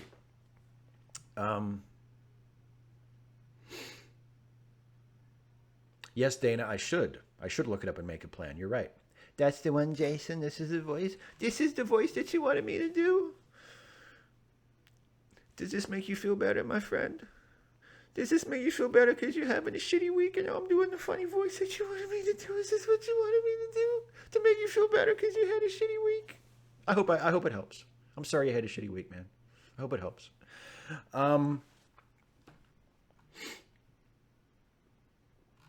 Random Geek, when you looked at Joe Biden's history, did you notice the ways in which he has evolved on issues? I feel that's another thing. I feel like we're a lot of the people who are like, fuck Biden. I agree his history is relevant, but it's like, well, look at this thing he did 30 years ago. Okay, I'm not saying that we should not notice that, but look at what he is promising to do now and account for the fact that he could have evolved on some issues, you know? Dana, what opinions do you have about Eurovision? I have never, ever, ever watched it, so I have no opinion on it whatsoever. John Burns with another super chat says, Biden picking Kamala Harris was Biden tacking to the right. She was the California Attorney General and never, this is bullshit. Kamala Harris is not right wing. I'm so fucking tired of people saying this. Kamala Harris is not a conservative. She is not a right winger. She was one of the most progressive candidates running in the primary this time. Not as far left as Warren, not as far left as Castro when he was still in it, not as far left as Sanders. But to say that Kamala Harris was right wing or is to the right of is fucking ridiculous. And I'm so tired of, and I'm really, really tired of people saying that because it's not true. Yes, she was an attorney general. Yes, she made some very questionable decisions while she was attorney general of California. Yes, the fact that she was attorney general compelled her to do some things that she should not have done or should not have been done, like the case where the trans prisoner was denied gender confirming surgery and trans-related healthcare, which was fucked up and inexcusable and should never have happened. But to say that Kamala Harris is right-wing is fucking absurd. And you sound like a fucking dipshit when you say it. It's ridiculous. And I'm really, really sick of people saying that. If you want to point out the problems with her record as Attorney General of California, that's great. You should, right? That's fair game, right? That's fair game. But I don't think she, as certainly as a senator, she has not been a right winger. She has not been a conservative. The fact that maybe she has a few positions on a few issues that might not be to the liking of far leftists, that, I mean, they don't have to like it if they don't want to, but to say that it's so fucking simplistic and reductive to say, oh, she's a cop, she's a conservative. I'm just fucking sick of hearing it. It's ridiculous. And it makes you sound like you don't know what the fuck you're talking about when you say, oh, Joe Biden's just a Republican in sheep's clothing. Oh, Kamala Harris is a conservative or she's a fascist or whatever. That is fucking ridiculous. And it's really, really getting under my skin to hear people say that. Oh, yeah, he picked the conservative. He picked the right-wing pick when he picked Harris as his. Fuck you, he did not. That is ridiculous. End of rant. It really, really gets on my nerves because it's just not true. I will acknowledge that she is not as progressive as she could be. But that does not fucking mean that she is a Republican or a right-winger. That is fucking ridiculous. And again, I mean, just if they win the election and they implement half of the shit that is on that website, they will not be They will not even be a moderate administration. They will be a progressive administration. So let's stop with this fucking self-defeating horseshit of like, oh, they're too far to the right. Oh, they'll just govern as conservatives. Oh, they're just right-wingers. Fuck you, they are not. And why do you say that? Do you want 4 more years of Donald Trump and Mike Pence? I'm just really fucking sick of it. The election is in 2.5 months. And we have people who supposedly recognize how important it is to unseat Donald Trump, and they're fucking on here on the internet pissing and moaning and whining about how fucking so-called conservative Joe Biden and Kamala Harris are. What the? Unfuck your priorities, please. Unfuck your priorities. Jesus fucking Christ. Yeah, it turns out it wasn't the end of the rant. It turns out it wasn't the end of the rant. Dana says he couldn't even take any bets before the end of the rant wasn't the end of the rant. I've really had it with that shit. I've really had it. You know, it's like there's one of 2 results for this election coming up. One side of 2 sides is going to win. So which side do you want to win? As other people have said, who would you rather protest for the next 4 years? Donald Trump or Joe Biden? And if you think there's no fucking difference, I don't know. I don't know why we're still having a conversation, because I think that's fucking ludicrous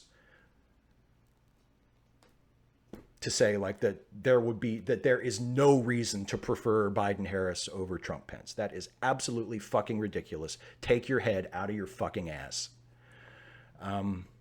Okay. Anyway, Seth Jones says, aside from Star Trek and politics, what are you doing to stay sane while at home? Politics ain't helping me stay sane, my friend. I know that. Politics ain't helping me stay sane, so that ain't it. Dana recommends rum or whiskey or gin, or especially Madeira. I've heard recently that Madeira is a very nice option.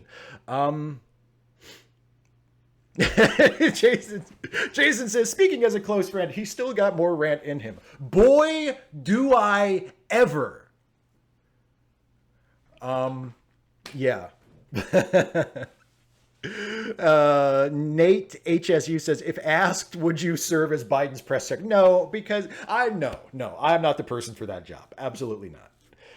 If Biden wins the election, I do actually want him to succeed. I would not take a job in the Biden administration because I would only undermine and distract from the administration. So no, never. I would not. Ooh, sake. You know, I've never had sake.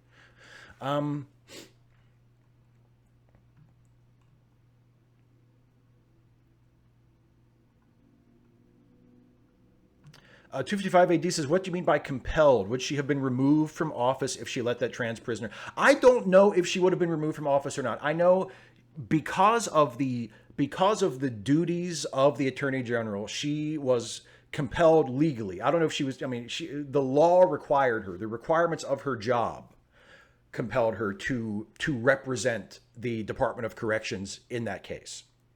Now, would she have lost her job or if she had refused? I don't know. And certainly it would have been a very principled thing for her to refuse. You know, let's get that straight. Like, certainly would have been a very principled thing for her to refuse.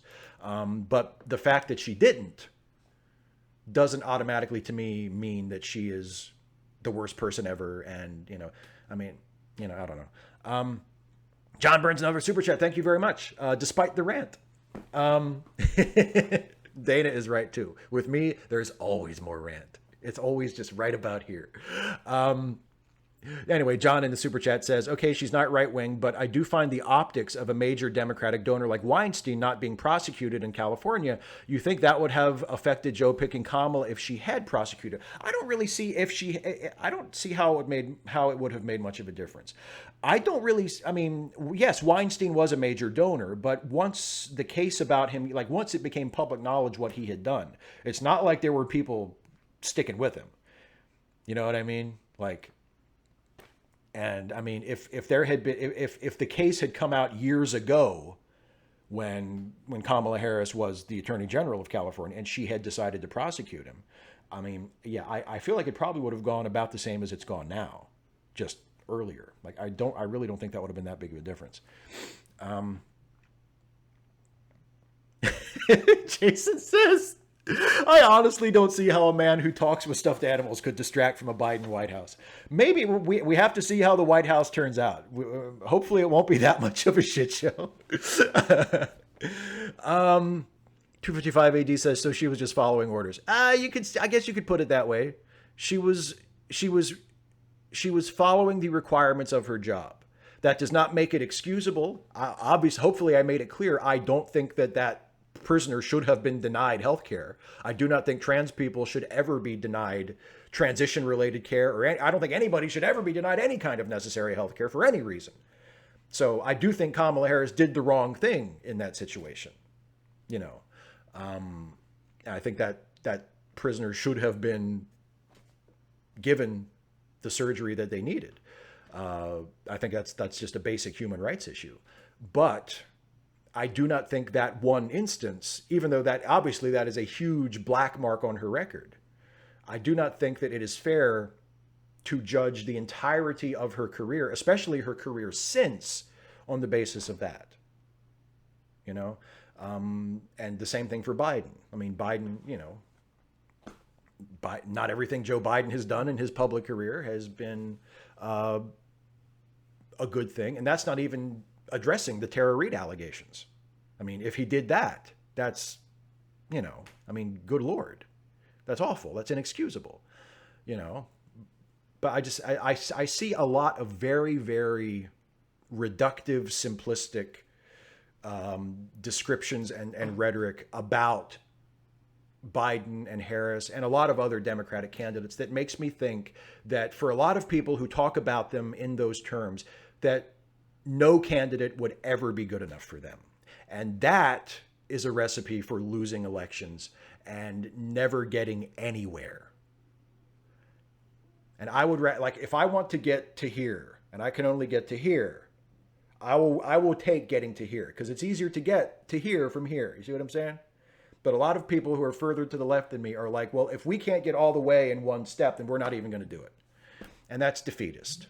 And you know, so anyway, I am going to end the show because it has been over 2 hours and I'm going to wrap this baby up. So I want to first thank everybody in the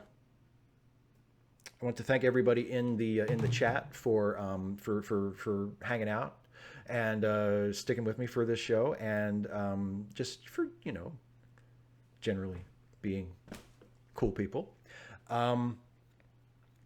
And I also want to remind you of the charity links in the description of the video that have been compiled by our friend Some Random Geek. So if you have a few extra bucks and you want to help out some folks, some friends of ours who need a helping hand, the charity link is in the description. It goes to a Google Doc where a lot of GoFundMe's and crowdfunding stuff and PayPal links have been compiled.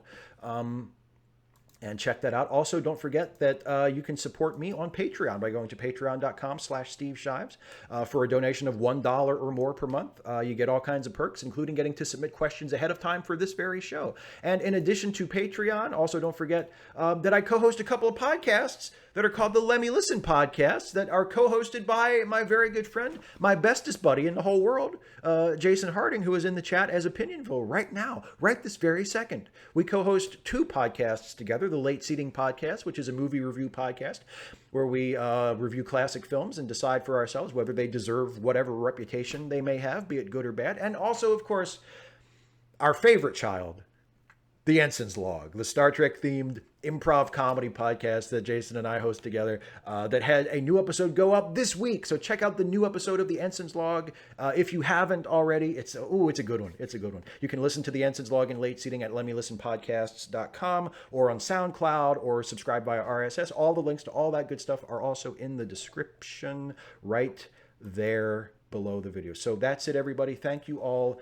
Harry, you know what? Harry says shill to give money to Biden Harris. I donated to the Biden campaign last night, and I waited until Elizabeth Warren was speaking to donate. I don't know if they noticed that stuff, But just in case they keep track of that stuff, I wanted them to know that it was Elizabeth Warren who had compelled me to donate to the Biden campaign. I waited intentionally until she was speaking, because I'm still a big fan of Elizabeth Warren, and I still wish she had been the nominee. But anyway, that's it, everybody. Thank you all so much for watching. And there was a... That's what I was looking for. Dana says, it's been over 2 hours because you went on a huge rant. Sorry. I had something to get off my chest. Anyway, thank you very much for watching, everybody. Have a good weekend, and I will see you later. Take care.